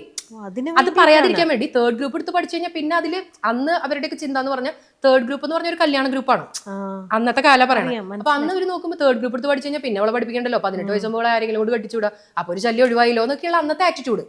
മനസ്സിലായോ? അപ്പൊ അങ്ങനെ എന്താന്ന് വെച്ചാൽ എനിക്ക് ഇപ്പോഴും ഓർമ്മയുണ്ട് രമ്യ. ഞാൻ എന്റെ ജീവിതത്തിൽ മറക്കാത്തൊരു മൊമെന്റ് എന്ന് പറഞ്ഞു കഴിഞ്ഞാൽ, ഞാനിങ്ങനെ ഫസ്റ്റ് ഗ്രൂപ്പ് ക്ലാസ്സിൽ ഇങ്ങനെ ഇരിക്കുക. അപ്പൊ നമ്മളെ ഫസ്റ്റ് ഡേ വന്ന് ടീച്ചർ ഇങ്ങനെ അറ്റൻഡൻസ് വിളിക്കില്ലേ, ഇങ്ങനെ ഓരോരുത്തരുടെ പേര് ഇങ്ങനെ വിളിക്കില്ലേ. എന്റെ പേര് വിളിക്കുന്ന നേരത്ത് പെട്ടെന്ന് ഒരു പ്യൂൺ ക്ലാസ്സിൽ വന്ന് പറയാണ്, ഇങ്ങനെ summon is waiting for you, അവിടെ നിഷ റാഫേലിനെ വെയിറ്റ് ചെയ്തിട്ട് അവിടെ ഓഫീസ് റൂമിൽ ഒരാൾ ഇരിക്കുന്നുണ്ടെന്ന് പറയാണ്. അപ്പൊ പ്യൂൺ വന്ന് വിളിക്കുമ്പോൾ നമ്മളങ്ങനെ ആ പ്യൂണിന്റെ കൂടെ ആ ടീച്ചർ പറയില്ലേ, ഫസ്റ്റ് ഡേ ആണ് നമ്മളവിടെ പോകുമ്പോൾ പപ്പ അവിടെ പ്രിൻസിപ്പളുടെ റൂമിൽ ഇരിക്കുന്നുണ്ട്, ഈ കുട്ടീനെ ഈ ഗ്രൂപ്പ് എടുത്ത് പഠിപ്പിച്ചു കഴിഞ്ഞിട്ടുണ്ടെങ്കിൽ നമ്മൾ ഫീ അടക്കില്ല, 3rd ഗ്രൂപ്പിലേക്ക് മാറ്റിക്കോളൂ എന്ന് പറഞ്ഞു. എന്നിട്ട് നമ്മൾ ആ ബാഗ് കൊടുത്തിട്ട് ഞാൻ കരഞ്ഞിട്ട് 3rd ഗ്രൂപ്പിന്റെ ക്ലാസ്സിലേക്ക് നടന്നു പോകുമ്പോൾ 3rd ഗ്രൂപ്പിലുണ്ടായിരുന്ന ഈ വെയിറ്റിംഗ് ലിസ്റ്റിൽ ഉണ്ടായിരുന്ന ഒരു കുട്ടിക്ക് ഇവിടേക്ക് സീറ്റ് കിട്ടുമല്ലോ. നമ്മൾ ഈ സിനിമയിലൊക്കെ കാണുന്ന പോലെ ഇങ്ങനെ ഫേസ് ടു ഫേസ് ദിവ്യ രാമചന്ദ്രൻ, ആ കുട്ടി ഇപ്പൊ ഒന്നും ചെയ്യില്ല കേട്ടോ, ഹൗസ് വൈഫ് ആയിട്ടിരിക്കാം. ആ ദിവ്യ രാമചന്ദ്രൻ ഇങ്ങനെ ഓപ്പോസിറ്റ് ഇങ്ങനെ പാസ് ചെയ്ത് പോകുന്ന ആ ഒരു സീൻ ഉണ്ടല്ലോ, ഇന്നും മനസ്സിലുണ്ട്. ആ ദിവ്യ രാമചന്ദ്രനെ ഞാൻ ഇപ്പോഴും കോൺടാക്ട് ചെയ്തിരുന്നു. ആ കുട്ടി പറയാണ്, എന്റെ നിഷ നീയൊക്കെ രക്ഷപ്പെട്ടു, ഞാനിപ്പോ ഒന്നും ചെയ്യാതെ വീട്ടിലിരിക്കുകയാണ്. അപ്പോൾ ഒരു ഡെസ്റ്റിനി ഈസ് ദർ, നമ്മൾ എവിടെ എത്തിച്ചേരണം എന്നുള്ളത്. പപ്പയോടൊക്കെ ഇപ്പൊ പപ്പയൊന്നും ഇല്ല. അപ്പം അതുവരേക്കും അച്ഛനോടോ അമ്മയോടോ സിബ്ലിങ്സിന്റെ അടുത്തോ ഒരു അഫെക്ഷൻ ഇല്ലാത്തൊരു പപ്പയോട് ഞാൻ ഇതുവരെ മിണ്ടിയിട്ടില്ല. അതാ പറഞ്ഞ. അപ്പം ഈ ഒരു ഇൻസിഡന്റ് വരുമ്പോ പപ്പയോട് ഞാൻ ഇതുവരെയും മിണ്ടിയിട്ടില്ല. മരിക്കുന്നവരെയും നേർക്ക് നേർന്ന് പപ്പാന്ന് വിളിച്ചിട്ടില്ല. മരിച്ചിട്ട് ശവം കൊണ്ടുപോകുന്ന സമയത്താണ് കുടുംബക്കാർ പറഞ്ഞത് മരിക്കുമ്പോൾ ലാസ്റ്റ് നെറ്റിയിൽ ഒരു അന്ത്യചുംബനം കൊടുക്കാന്ന് പറഞ്ഞൊരു സംഭവം ഉണ്ടല്ലോ. അത് കൊടുക്കാൻ പറഞ്ഞപ്പോ ഞാൻ പറഞ്ഞു എനിക്ക് പറ്റുന്നില്ല. എന്നെ സംബന്ധിച്ച് പരിചയമില്ലാത്തൊരു വ്യക്തിയെ മരിച്ചു കിടക്കുന്നേ. എങ്ങനെയാ രമ്യയുടെ അടുത്ത് അത് പറഞ്ഞാൽ മനസ്സിലാക്കേണ്ടത്? മരിക്കുന്നവരെയും ഇപ്പൊ ഇത്രയും അടുത്ത് വന്നിരുന്നത് പപ്പാന്ന് വിളിച്ചിട്ടില്ലാന്ന്. പപ്പാന്ന് വിളിച്ചത് എന്നാന്നറിയോ? ആ പ്രീ ഡിഗ്രിക്ക് എന്നെ ആ റൂമില് പ്രിൻസിപ്പൾ വിളിച്ചു വരുത്തില്ലേ, പപ്പ എന്നെ മാറ്റല്ലേ, ആ 3rd ഗ്രൂപ്പിലേക്ക് മാറ്റല്ലേ എന്ന് പറഞ്ഞ് ഞാൻ ഇങ്ങനെ കെഞ്ചിയിട്ടുണ്ട്. അതല്ലാതെ നമ്മൾ തമ്മില് ഇതെങ്ങനെ എനിക്ക് പറഞ്ഞു ബോണ്ടിങ്. വർത്താനം പറയാത്ത ആളോട് പിന്നെ എന്ത് ബോണ്ടിങ്? ബോണ്ടിങ് എന്നുള്ളത് മാറ്റൂ. There is no communication. Even അച്ഛൻ മറ്റേ കുട്ടികളുടെ അടുത്ത് പപ്പ പൊതുവെ ആരോടും മിണ്ടില്ല. പിന്നെയും മറ്റേ കുട്ടികൾ എൻ്റെ താഴെയുള്ള അനീത്തിയൊക്കെ പപ്പ പപ്പ എന്നൊക്കെ പറഞ്ഞിട്ട് പിന്നാലെ നടക്കുമായിരുന്നു. എനിക്ക് പിന്നെ പൊതുവെ കുറച്ച് മൂഷാട്ട സ്വഭാവം ഉള്ളതുകൊണ്ട് അവരാണെങ്കിൽ മിണ്ടുന്നില്ല. അപ്പൊ അമ്മയും ഒരു ഇനിഷ്യേറ്റീവ് എടുത്തില്ലേ? ഇല്ല, നിങ്ങളുടെ റിലേഷൻഷിപ്പ് സ്ട്രെയിൻ ആക്കാതെ സ്മൂത്ത് ആക്കാൻ? കാരണം അമ്മ ഭയങ്കര റിസർവ്ഡ് ആയിട്ടുള്ള, കാരണം അമ്മ നോക്കുക എന്താണെന്ന് വെച്ചാൽ എങ്ങനെയെങ്കിലും അമ്മയെ സംബന്ധിച്ച് എങ്ങനെയെങ്കിലും രാവിലെ ആവണം, കുറച്ച് ചോറും കൂട്ടാനും വെക്കണം. ഒരു സാധാ അമ്മയാണ്. രാവിലെ ആവുക, ചോറും കൂട്ടാനും വെക്കുക, രാത്രിയാവുക, വീണ്ടും ചോറും കൂട്ടാനും വെക്കുക, രാത്രിയാവുക. അമ്മ എന്തിനാ ജീവിക്കണം? ചോറും കൂട്ടാനും വെക്കാനാണോ? നമ്മളെവിടേക്കെങ്കിലും ഇപ്പോഴും ഞാൻ എവിടേക്കെങ്കിലും പുറത്തേക്ക് പോകുമ്പോൾ അമ്മേനെ നിർബന്ധമായിട്ടും ഇനീഷ്യേറ്റീവ് എടുത്ത് കൊണ്ടുപോകും. ഇപ്പൊ ലാസ്റ്റ് അമൃത ടിവിയുടെ ഒരു അവാർഡ് ഫംഗ്ഷൻ ഉണ്ടായിരുന്നു. അപ്പൊ ഫാമിലി മെമ്പേഴ്സ് വരണമെന്ന് പറഞ്ഞിട്ടുണ്ടായിരുന്നു. അപ്പൊ ഞാൻ അമ്മയുടെ അടുത്ത് പറഞ്ഞപ്പോൾ അമ്മ പറഞ്ഞു എനിക്കൊന്നും വയ്യാന്ന്. ആകെ 62 വയസ്സുള്ളോട്ടാ. 19 വയസ്സായ അമ്മമാരൊക്കെ ഇപ്പോഴും ചടുപിടുന്നതിനെ ഓടി നടക്കുന്നു. അമ്മയുടെ വയസ്സല്ല അമ്മയുടെ പ്രശ്നം. അമ്മയുടെ സ്റ്റേറ്റ് ഓഫ് മൈൻഡ് എപ്പോഴും ഓൾവേസ് വയ്യ, എന്തിനു വേണ്ടി ജീവിക്കുന്നു, എനിക്ക് വയ്യ. ആകെ ഇഷ്ടം എൻ്റെ 2 മക്കളെയും പൊന്നു പോലെ നോക്കൂട്ടാ. എൻ്റെ 2 കുട്ടികളാണ്. അമ്മയ്ക്ക് എന്താ വെച്ചാൽ അമ്മ ഇപ്പോ എഴുന്നേറ്റ് നടക്കുന്നതിന്റെ ഒരു കാരണം എന്ന് പറഞ്ഞാൽ എൻ്റെ 2 മക്കളുമാണ്. അപ്പൊ അങ്ങനെയും കുറെ ആളുകളുണ്ട്. അപ്പൊ ഈ വീട്ടിൽ നിന്ന് ഞാൻ ഇങ്ങനെ ഒരു മോട്ടിവേഷണൽ സ്പീക്കറായി എന്ന് പറഞ്ഞത് സംതിങ് ഗ്രേറ്റ്. ഞാനതിൽ അഭിമാനം കൊള്ളുന്നു. കാരണം നമുക്ക് ആ കാലഘട്ടത്തിലൊക്കെ പ്രീ ഡിഗ്രിക്ക് പഠിക്കുന്ന സമയത്ത് ആത്മഹത്യ ചെയ്യാനല്ലേ കുട്ടികൾക്ക് ടെൻഡൻസി തോന്നാം. അതും അല്ലെങ്കിൽ വേറെ വല്ല ബന്ധത്തിൽ പോയി ചാടാൻ തോന്നും. പക്ഷെ എനിക്ക് ആണുങ്ങളെ പേടിയായതുകൊണ്ട് അതിനും പേടിയായിരുന്നു. വല്ല ചെക്കന്മാർ അന്നൊക്കെ ഒരു തോന്നലുണ്ടായിരുന്നു, വല്ല ചെക്കന്മാരുടെ കൂടെ ഒളിച്ചോടി പോണം. അതിനിടയിൽ ഇങ്ങനത്തെ ഒരു ശ്വാസം മുട്ടി നിൽക്കുന്ന ഒരു അറ്റ്മോസ്ഫിയർ ആണ് വീട്ടിനുള്ളില്. ശ്വാസം മുട്ടി. അപ്പം എങ്ങനെയാണ് ഓരോ ദിവസവും നിഷ അന്നത്തെ ഒരു ഏജില് എങ്ങനെയാ? ഞാൻ പഠിക്കും രമ്യ, ഞാൻ പഠിക്കും. അപ്പൊ ചിരിക്കാറേ ഇല്ല വീട്ടിനുള്ളില്? ഓ എന്റെ പൊന്നെ, ഒരു റൂമിന്റെ ഉള്ളിൽ അടച്ചിരുന്നിട്ട് ഞാൻ എനിക്ക് സിംഗിൾ റൂം ഉണ്ട് അന്ന്. ആ റൂമിന്റെ ഉള്ളിൽ ഇപ്പൊ ഇവിടെ ഇരിക്കുന്ന പോലെ ഷെൽഫിൽ ഇരിക്കുന്ന പോലെ കുറെ ടെക്സ്റ്റ് ബുക്കുകൾ അടക്കി വെച്ചിട്ട് ഇരുന്നിങ്ങനെ പഠിക്കും. റിസൾട്ട് വരുമ്പോൾ എനിക്ക് റാങ്ക് ഉണ്ടാവും. കാരണം എന്താ വെച്ചാൽ ഈ ടെക്സ്റ്റ് ബുക്ക് മുഴുവൻ മഗപ്പ് ചെയ്തിട്ടേ ആൻസർ എഴുതുന്ന സമയത്ത് എനിക്ക് പേജ് ആയിട്ട് ഇങ്ങനെ തലയിൽ ഓർമ്മ വരും. കാരണം വേറെ എന്റർടൈൻമെന്റ് ഒന്നും ഇല്ലല്ലോ. പിന്നെ ഞാൻ കുറെ കാലഘട്ടത്തിലൊക്കെ സ്കൂളിലും കോളേജിലൊക്കെ പോയി ഫ്രണ്ട്സിന്റെ അടുത്തൊക്കെ പഠിച്ചത് മുഴുവൻ ഗേൾസ് ഓൺലിയില്ല. അവിടെ ചെന്ന് അവരുടെ അടുത്തൊക്കെ ഞാൻ ഈ കഥ പറയുമ്പോൾ അവരാരും വിശ്വസിക്കുന്നില്ല. ഇങ്ങനെയൊക്കെ ഉണ്ടാവും ഒരു വീട്ടില് എന്നുള്ള ഒരു തോന്നല്. അങ്ങനെ സംസാരിക്കാത്ത ആളുകളുണ്ട്. പപ്പയ്ക്ക് 6 ഭാഷ എന്തോ അറിയണ്ടായിരുന്നു എന്ന്. പപ്പ മരിച്ചു കഴിഞ്ഞാൽ നമ്മൾ അറിയണം. പപ്പയുടെ ഒരു ഡയറിയിൽ ആൾ എഴുതി വെച്ചിട്ടുണ്ടായിരുന്നു 6 ഭാഷ എന്തോ അറിയുന്നുണ്ടായിരുന്നു. മലയാളം പോലും പറയണമെന്ന് ഞാൻ കേട്ടിട്ടില്ല. പിന്നെ എങ്ങനെയാണ് 6 ഭാഷ പറഞ്ഞതെന്ന് എനിക്കറിയില്ല. ആൾക്ക് നല്ല ജോലിയൊക്കെ ആയിരുന്നു കേട്ടോ അബുദാബിയിൽ. അപ്പൊ അങ്ങനെയും ആളുകളുണ്ട്. അപ്പൊ ഞാൻ പറഞ്ഞു വരുന്നത്, പക്ഷെ എൻ്റെ അനിയനും അനീത്തിനൊന്നും ഇതൊരു തരത്തിലും നെഗറ്റീവായിട്ട് എഫക്ട് ചെയ്തിട്ടില്ല. കാരണം അവർക്ക് പ്രത്യേകിച്ച് ആഗ്രഹങ്ങളൊന്നുമില്ല. അവരൊരു അമ്മ ടൈപ്പാ. മനസ്സിലായോ? അനിയനൊക്കെ എന്ന് വെച്ചാൽ അനിയന് പിസാഫ് ബാങ്കിൽ മാനേജറാണ്. അവനെന്താന്ന് വെച്ച് കഴിഞ്ഞാൽ അവനൊരു സോളോ ലൈഫാ. അവന് ഫ്രണ്ട്സ് ഒന്നുമില്ല. രാവിലെ എണീക്കുന്നു, അടിപൊളിയായിട്ട് ജോലിക്ക് പോകുന്നു, വൈകുന്നേരം വരുന്നു. അവനൊരു റൂമുണ്ട്. ആ റൂമിന്റെ ഉള്ളിൽ ഒരു മൈക്കും ഒരു സ്പീക്കറും വെച്ച് അവൻ സ്വയം പഴയ പാട്ടുകളൊക്കെ, സാഗറിലെ പാട്ടും അത് ഇതൊക്കെ പാടുന്നു, ഉറങ്ങുന്നു, രാവിലെ ആവുന്നു, അനീത്തി അതെ. ഞാൻ പറയുന്നത് ഇപ്പൊ ഇതില് ഞാനൊരു ഓഡ് വൺ ഔട്ടാണ്. പണ്ട് നമ്മള് മറ്റേ ഒരു താറാവിന്റെ കൂട്ടില് ഒരു കോഴി മുട്ടയിട്ട കഥ വായിച്ചിട്ടില്ലേ, അഗ്ലി ഡക്ലിംഗ്. അതുപോലെ അപ്പൊ ആൾക്കാർ പറയുന്നത് എന്നോട് ആദ്യ കാലഘട്ടത്തിലൊക്കെ പറഞ്ഞിരുന്നു, വീട്ടുകാരനെ ബന്ധുക്കളൊക്കെ പറയും ഇവളെന്ത് ഇങ്ങനെ. അതായത് ഞാനല്ല ആക്ച്വലി പ്രശ്നക്കാര്. നമ്മൾ മനസ്സിലായോ? നമ്മൾ ഈ ഉട്ടോപ്യൻ കഥയിലൊക്കെ പറയുന്ന പോലെ എല്ലാവരും മറ്റേ ഗള്ളിവർ മറ്റേ ഇവിടെ പോയപ്പോ കുറെ ഹൈറ്റുള്ള ആളുകളും കുറെ കുള്ളന്മാരും, അതുപോലെ ഇവരെല്ലാവരും ഒരുപോലെ ആയപ്പോ ഇവർ ഫ്രണ്ട്സ്, നമ്മളൊരു ഓഡ് വൺ ഔട്ട്. ഇവളെന്താ ഇങ്ങനെയെന്ന് ഞാൻ ഇവരോട് ചോദിക്കുന്നത്, നിങ്ങളെന്താ ഇങ്ങനെ. ടീച്ചർക്ക് ഒരുപാട് ഫ്രണ്ട്സ് ഉണ്ടായിരുന്നു അപ്പോ? അന്ന് കാലഘട്ടത്തിൽ ഒരുപാട് ഫ്രണ്ട്സ് എന്ന് തോന്നിപ്പിക്കുന്ന ആളുകളുണ്ടായിരുന്നു. പക്ഷെ അവരൊന്നും ഫ്രണ്ട്സ് അല്ലായിരുന്നു എന്നുള്ളത്. പക്ഷെ എനിക്ക് ഇപ്പോഴും മനസ്സിലാവാത്തത്, ആ ഒരു പ്രായത്തിലെ കുട്ടിക്ക് ഇടയ്ക്കൊന്ന് ചിരിക്കാൻ, ഒന്ന് തമാശ പറയാൻ, അങ്ങനെയും ഈ പഠിത്തം ഓക്കെ. അപ്പൊ ഞാൻ വിചാരിച്ചു കല്യാണം കഴിക്കാനും ഇങ്ങനെ കൊതിയായി നിൽക്കായിരുന്നു ഞാൻ ഈ വീട്ടിൽ നിന്ന് രക്ഷപ്പെടാൻ വേണ്ടിട്ടേ. ഇപ്പൊ എനിക്ക് മനസ്സിലായോ? കല്യാണം മോഹൻലാലിന്റെ സിനിമകൾ കാണാന്ന് പറയുന്നതാണ് എന്റെ രമ്യയെ ഭയങ്കര സന്തോഷം. ഞാൻ ഭയങ്കരമായിട്ട് ഇമാജിനേഷന്റെ വേൾഡിലേക്ക് പോകും. സാധാരണ ആണുങ്ങളല്ലേ കൂടുതൽ ഇമാജിൻ ചെയ്യുക, സ്ത്രീകൾക്ക് ഇമാജിനേഷൻ ഒരു പൊടി കുറവാണ്. അപ്പൊ പക്ഷെ ഞാൻ അങ്ങനെയല്ല, മോഹൻലാലിന്റെ സിനിമ ഇങ്ങനെ കാണുമ്പോൾ ആ സിനിമകളിലെ നായികയായിട്ട് ഞാൻ ഇങ്ങനെ ആടും പാടും. എന്നിട്ട് ഞാൻ എന്റേതായിട്ടൊരു ഇമാജിനറി വേൾഡ് ഉണ്ടാക്കും. എന്നിട്ട് ഞാനിങ്ങനെ വിചാരിക്കും, കുതിരപ്പുറത്ത് ക്ഷണക്കത്ത് സിനിമയിലെ പോലെ കുതിരപ്പുറത്ത് നിങ്ങൾക്ക് തമാശ, വെള്ള കുതിരയെ പൂട്ടിയ വണ്ടിയിൽ ഒരു രാജകുമാരൻ വന്നു മോളെ മിസ്റ്റർ സാബുക്കെ ബേബി, അയാൾക്കാണെങ്കിൽ കല്യാണം ഇഷ്ടല്ല. എനിക്ക് ശരിക്കും എനിക്കിതിങ്ങനെ വിഷ്വലൈസ് ചെയ്യാൻ സത്യമായിട്ട് ഞാൻ ചിരിച്ചിട്ട് പറയുന്നുണ്ടെങ്കിലോ എനിക്ക് മനസ്സിലാവും ശരിക്കും റിയലി പെയിൻഫുൾ. കാരണം സ്നേഹം കൊതിച്ച്, സ്നേഹം പോട്ടെ, ഒന്ന് ചിരിക്കാൻ, ഒന്ന് ഇതിനകത്തൊന്ന് ഇറങ്ങാൻ ആഗ്രഹിച്ചു നിന്ന ഒരാൾക്ക് ഇങ്ങനത്തെ തന്നെ കുനിമേൽ കുരു എന്ന് പറയുന്ന പോലെ എന്നെ ഒരൊറ്റ ടൂർ പോലും വിട്ടിട്ടില്ല സ്കൂളിൽ നിന്ന് കോളേജിൽ നിന്ന്. ലാസ്റ്റ് ഡിഗ്രി ഫൈനൽ ഇയറിന് പഠിക്കുമ്പോൾ ഞാൻ വിമലയിലെ പഠിച്ചത്. ഡിഗ്രി ഫൈനൽ ഇയറിന് പഠിക്കുമ്പോൾ വിമല കോളേജിൽ നിന്ന് വൈസ് പ്രിൻസിപ്പൾ ഞങ്ങളുടെ വീട്ടിലേക്ക് വന്നിട്ട് പപ്പയുടെ അടുത്ത് പറഞ്ഞു, എല്ലാ കുട്ടികളും പോകുന്നുണ്ട്, വിട്ടേ പറ്റൂ നിഷാനെ എന്ന് പറഞ്ഞ് കോളേജിൽ നിന്ന് ആദ്യമായിട്ട് അവരവരുടെ ലൈഫിൽ വൈസ് പ്രിൻസിപ്പൾ ഒരു വീട്ടിൽ പോയിട്ട് ഞാൻ കരഞ്ഞു സിസ്റ്റർ അടുത്ത്, സിസ്റ്റർ എനിക്ക് ആ വീട്ടിൽ നിന്ന് ഒരു ദിവസം പുറത്ത് പോയിട്ട് വേറെ എവിടെയെങ്കിലും ഒന്ന് കിടന്ന് ഉറങ്ങണം. അങ്ങനെ കസിൻസിന്റെ അടുത്തേക്ക് അമ്മാമ്മ മരിച്ചോടുകൂടി എല്ലാം കഴിഞ്ഞു. 2010 വരെ അമ്മാമ്മ ഉണ്ടായിരുന്നു. അപ്പൊ ഞാനിങ്ങനെ ശനിയാഴ്ചയൊക്കെ അമ്മാമ്മേനെ കാണാൻ പോകും. അമ്മാമ്മ കുറെ നേരം മോളെ എന്നൊക്കെ പറഞ്ഞിങ്ങനെ. പക്ഷേ ടീച്ചർ, ഇങ്ങനെ വളർന്ന ഒരു കുട്ടി വേറൊരു രീതിയിലേക്ക് പോവാണ്ടേ ഇങ്ങനെ ചിരിക്കാൻ ഹാപ്പിനെസ്സിനെ തേടി നടക്കുകയാണ്. ശരിക്കും കേട്ടോ, അത് ദൈവത്തിന്റെ നിയോഗമാണ്. You are meant for something else. അത്രയുമാണ്, അതിനു വേണ്ടിയിട്ടാണ്. കാരണം നാച്ചുറലി ഏതൊരു കുട്ടിയും പെട്ടെന്ന് ബാക്കി ഇതിലേക്ക് വിട്ടുപോവാം. ഇങ്ങനത്തെ ഒരു അറ്റ്മോസ്ഫിയറിൽ ചിരിക്കാൻ ആർക്കാ? പക്ഷേ ഇത് കഴിഞ്ഞിട്ട് ചെന്നത് ഇതിലും വലിയ ഭീകരാവസ്ഥയിലേക്കായിരുന്നു. കാരണം പിന്നെ കല്യാണം കഴിച്ച് ചെല്ലുന്നത് സാബുവിന്റെ അടുത്തേക്കല്ലേ. സാബുവിനെ സംബന്ധിച്ച് ആള് ഒട്ടും റൊമാൻസിന്റെ കാര്യം പോട്ടെ, ഒരു കെയർ ഒക്കെ നമ്മൾ ആഗ്രഹിക്കില്ലേ. അവര് ജ്വല്ലറി ഫീൽഡ് ആയതുകൊണ്ട് അവര് ഈവനിങ് 10:30 രാത്രി, ലേറ്റ് നൈറ്റ് ആണ് സാബു വീട്ടിലേക്ക് എത്താം, വെരി ലേറ്റ് നൈറ്റ്. അപ്പൊ ഞാൻ എൻ്റെ എല്ലാ ഇഷ്ടങ്ങളും മാറ്റി വെച്ച ആൾക്ക് സാബുവിന് ഏറ്റവും ഇഷ്ടം കായും പയറും ഉപ്പേരിയാണ് ഇഷ്ടം. അതല്ലെങ്കിൽ ഞാൻ ചിക്കൻ കറി ഉണ്ടാക്കുമ്പോൾ സാബുവിന് ഇഷ്ടം നാളികേരം അരച്ചു വെക്കുന്നതാണ് ഇഷ്ടം.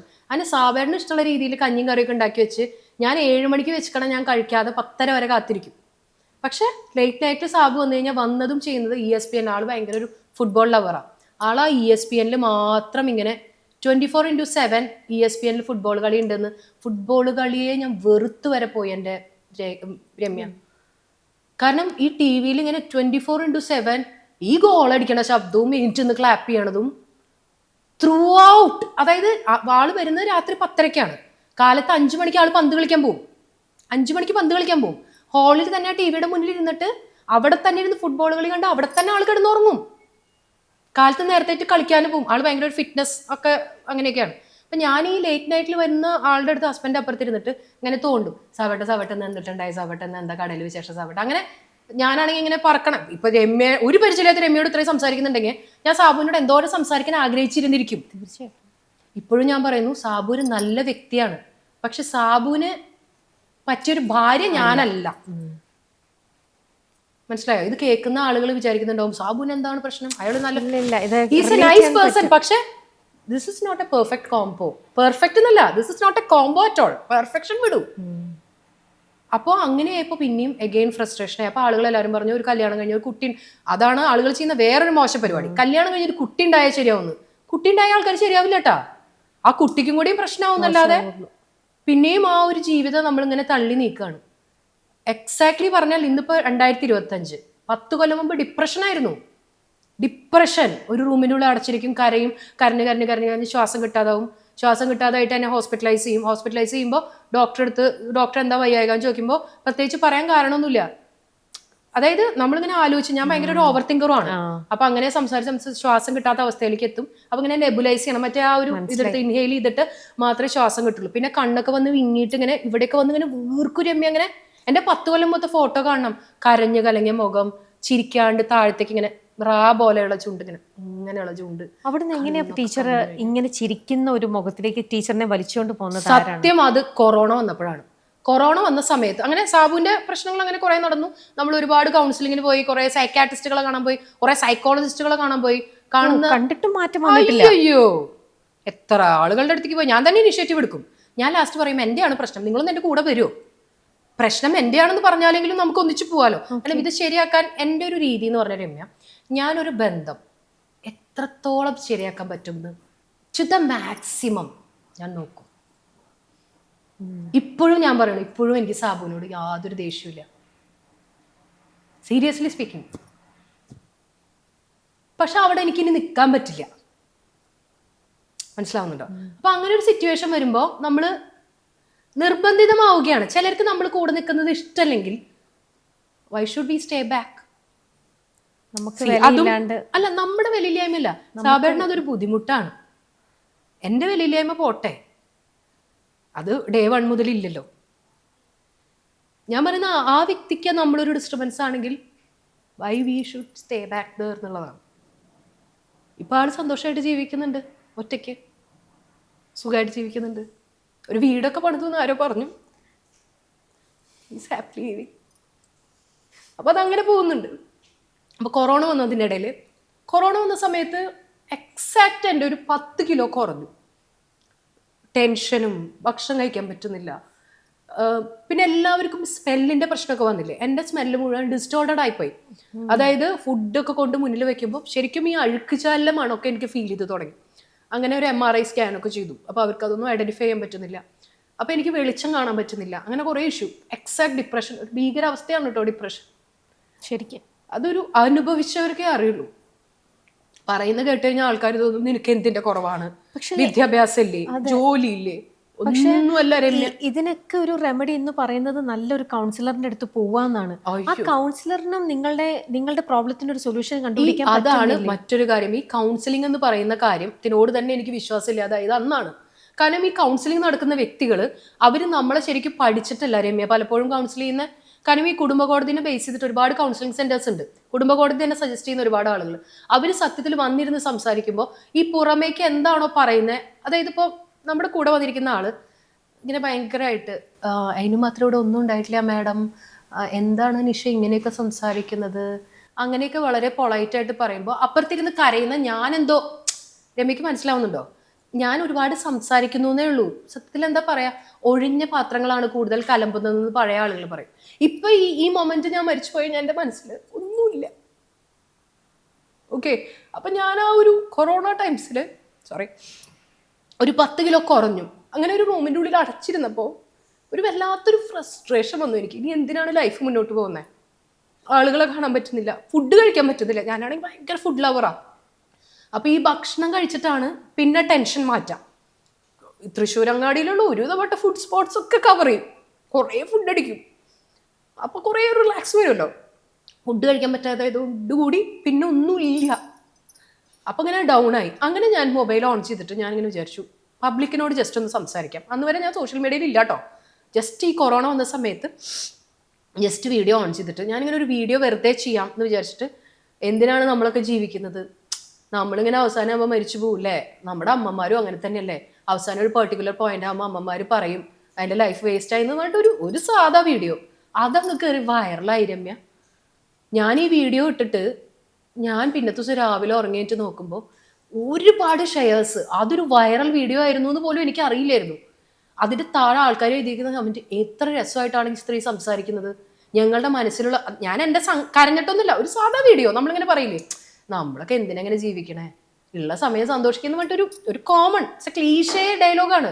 പക്ഷെ ദ വേ ഓഫ് പ്രസന്റേഷൻ ആയിരിക്കാം, ചിലപ്പോൾ എൻ്റെ തൃശ്ശൂർ ഭാഷയായിരിക്കാം, ചിലപ്പോൾ ഞാൻ വർത്താനം പറയുമ്പോൾ ഒരു ലൈസൻസ് ഇല്ലാത്ത വർത്താനം പോലെ എനിക്ക് ഫീൽ ചെയ്യുന്നുണ്ടോ, ഒരു വള്ളി പൊട്ടിയ പോലെ. അതായത് എന്താ പറയുക, എന്താ പറയുക, നമ്മളൊരു പെർഫെക്റ്റ് സെന്റൻസ് കൺസ്ട്രക്ഷൻ ഇല്ല. I am not at all bothered about anything or anyone. എനിക്കറിയില്ല അത് പറയാനായിട്ട്. പക്ഷെ ആ ഒരു സംഭവം അങ്ങ് കയറി വൈറലായി. ഒരുപാട് പേര് കമൻറ്റ് ചെയ്തു, ഇനിയും ഒരുപാട് നിങ്ങൾ സംസാരിക്കണം, നിങ്ങളെ ഞങ്ങൾക്ക് ഭയങ്കര ഇഷ്ടമായെന്ന് പറഞ്ഞിട്ട്. അതെനിക്ക് ഭയങ്കര ഇൻസ്പിറേഷനായി. ഞാൻ മനസ്സിൽ വെച്ചു, എൻ്റെ അമ്മ, എൻ്റെ ചുറ്റും എന്നെ സ്നേഹിക്കാൻ ആൾക്കാരില്ലെങ്കിൽ നാട്ടുകാരെങ്കിലും ഉണ്ടല്ലോ എന്നൊരു തോന്നൽ വന്നു. അന്ന് മുതൽ ഞാൻ വീഡിയോ ചെയ്തു തുടങ്ങി രമ്യ. ഏത് വീഡിയോ ഇട്ടാലും ക്ലിക്കാണ്. ഞാൻ ഒന്നും ഫാബ്രിക്കേറ്റഡ് ആയിട്ട് വീഡിയോസിൽ പറയാറില്ല. ഇതിൻ്റെ താഴെ വന്ന് പറയുന്ന ആളുകളോട് എനിക്ക് പറയാനുള്ളത്, ഞാനൊരു നല്ല ആളാണെന്നോ ഞാനൊരു പെർഫെക്റ്റ് പേഴ്സൺ ആണെന്നോ ഞാൻ പറയുന്നില്ല. പക്ഷെ എൻ്റെ ഉള്ളിൽ ഒരുപാട് ആഗ്രഹങ്ങളുണ്ട്. അതിനെ തല്ലിക്കെടുത്താൻ നോക്കിയ ഒരു പറ്റം ആളുകൾ എൻ്റെ ചുറ്റുമുണ്ട്. അതിനെ ബ്രേക്ക് ചെയ്ത് പുറത്തേക്ക് വരാൻ ഞാൻ എന്തൊക്കെയോ കാട്ടിക്കൂട്ടി. അത് എൻ്റെ വീട്ടിലുള്ള ആളുകൾക്ക് ഗുണം ചെയ്തില്ലെങ്കിലും നാട്ടിലുള്ള ആർക്കൊക്കെയോ സന്തോഷം തരുന്നുണ്ട്. ഒരുപാട് ആളുകൾ എനിക്ക് വേണ്ടി പ്രാർത്ഥിക്കുന്നുണ്ട്. ഞാനിപ്പോൾ ലാസ്റ്റ് വീക്ക് ഒരു വൃദ്ധമന്ദിരം സന്ദർശിച്ചിട്ടുണ്ടായിരുന്നു ആലുവയിൽ. അവിടെയുള്ള അമ്മമാരൊക്കെ എന്നെ കെട്ടിപ്പിടിച്ചിട്ടേ മോളെ ഞങ്ങൾ മോൾക്ക് വേണ്ടി പ്രാർത്ഥിക്കാം. അതായത് ഞാൻ ഇടയ്ക്കിടയ്ക്ക് വൃദ്ധമന്ദിരങ്ങൾ സന്ദർശിക്കും, പിന്നെ മെന്റലി റിട്ടയർഡ് ആയിട്ടുള്ള കുട്ടികളെ സന്ദർശിക്കും, അനാഥാലയങ്ങളിലേക്ക് പോവും. ദൈവത്തിന്റെ കുഞ്ഞുങ്ങളാണ് അവരൊക്കെ രമ്യ. ശരിക്കും നമ്മളൊക്കെ അവരെക്കാളൊക്കെ എത്രയോ ബ്ലെസ്ഡ് ആണ് അല്ലേ? കാരണം നമുക്ക് അറ്റ്ലീസ്റ്റ് പറയാനെങ്കിലും വീട്ടിൽ അപ്പനും അമ്മയും പറയാനെങ്കിലും ഉണ്ടല്ലോ. അവർക്ക് അതുമില്ല. അപ്പൊ അവർക്കൊക്കെ വേണ്ടി എന്തെങ്കിലും ചെയ്യണം. ഇനിയുള്ള കാലം ആർക്കെങ്കിലും ഒക്കെ സന്തോഷം കൊടുത്തങ്ങനെ ജില്ലായിട്ട് അങ്ങോട്ട് പോകണം. സംഭവിക്കുന്നതെല്ലാം നല്ലതിനാണ്. നമ്മൾ ഭഗവത്ഗീതയിൽ പറഞ്ഞില്ലേ, എല്ലാം വരുന്നതിനെ നമ്മൾ പോസിറ്റീവായിട്ട് എടുക്കുക. ഇതിങ്ങനെ സംഭവിച്ചതിന്റെ നിമിത്തമാണ് മറ്റത് സംഭവിച്ചത് എന്ന് പറയും. പക്ഷേ ഇങ്ങനെ ഒരു ജനിച്ച അന്നു മുതൽ അല്ലെങ്കിൽ 10 വയസ്സിന് ശേഷം എന്ന് പറയാം, അതിനുശേഷം കല്യാണം കഴിഞ്ഞ് ഈ നിമിഷം വരെ വേദനിച്ച് നിന്ന ഒരാൾക്ക് സന്തോഷിക്കാനായിട്ട് ദൈവം ഇങ്ങനെ ഇത്രയൊക്കെ തരണമായിരുന്നോ അല്ലേ? പക്ഷെ അതുകൊണ്ട് എനിക്ക് നല്ലൊരു അമ്മയാവാൻ പറ്റുന്നില്ലേ രമ്യ? എന്നാലും ഇത്രയും അനുഭവങ്ങൾ തന്നിട്ട് വേണോ ദൈവത്തിന് നമുക്കിങ്ങനെ? പക്ഷെ അതുകൊണ്ട് എനിക്ക് ഒരുപാട് ആളുകളോട് സംസാരിക്കാൻ പറ്റുന്നില്ലേ? അതെ, ഒരുപാട് ആളെ ചിരിപ്പിക്കാനും ഒരുപാട് ആൾക്കാരെ സന്തോഷിപ്പിക്കാനും എനിക്ക് ഇത്രയും വേദനകൾ തരണമായിരുന്നോ? ദൈവത്തിന് തോന്നിയിട്ടുണ്ടോ? അതിനാണ് ആദ്യമേ ജനിച്ചപ്പോൾ തന്നെ എന്നൊരു വായാടിയായിട്ട് ജനിപ്പിച്ചത്. അതിനാണ് എനിക്ക് പ്രശ്നങ്ങൾ തന്നത്. അപ്പോൾ ഈ വായടിക്കുന്ന ആൾക്ക് ഇത്തിരി പ്രശ്നം കൂടി തരുമ്പോൾ ആ പ്രശ്നത്തിൽ നിന്ന് കരകയറി കഴിയുമ്പോൾ എനിക്ക് സംസാരിക്കാൻ പറ്റില്ല. അതാണ് ഞാൻ നേരത്തെ പറഞ്ഞത്. ഒരു ഡോക്ടർക്ക് ക്യാൻസർ വന്നിട്ട് അതിൽ നിന്ന് ആ ഡോക്ടർ റിക്കവർ ചെയ്യുമ്പോൾ, അതായത് മറ്റുള്ളവരെ ട്രീറ്റ് ചെയ്യാൻ വേണ്ടി ദൈവം എന്നെ ഒരു ഉപകരണമാക്കുകയായിരുന്നു. ദൈവത്തിൻ്റെ ഒരു പദ്ധതിയിൽ, ദൈവത്തിൻ്റെ ഗുഡ് ബുക്സിൽ ഞാൻ ഇടടോ, അത് പോരാ. തീർച്ചയായിട്ടും.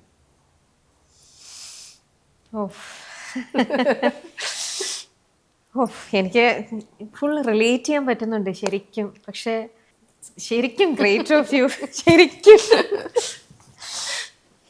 Great of U. സ്ട്രോങ് ആയിട്ട് പോട്ടെ.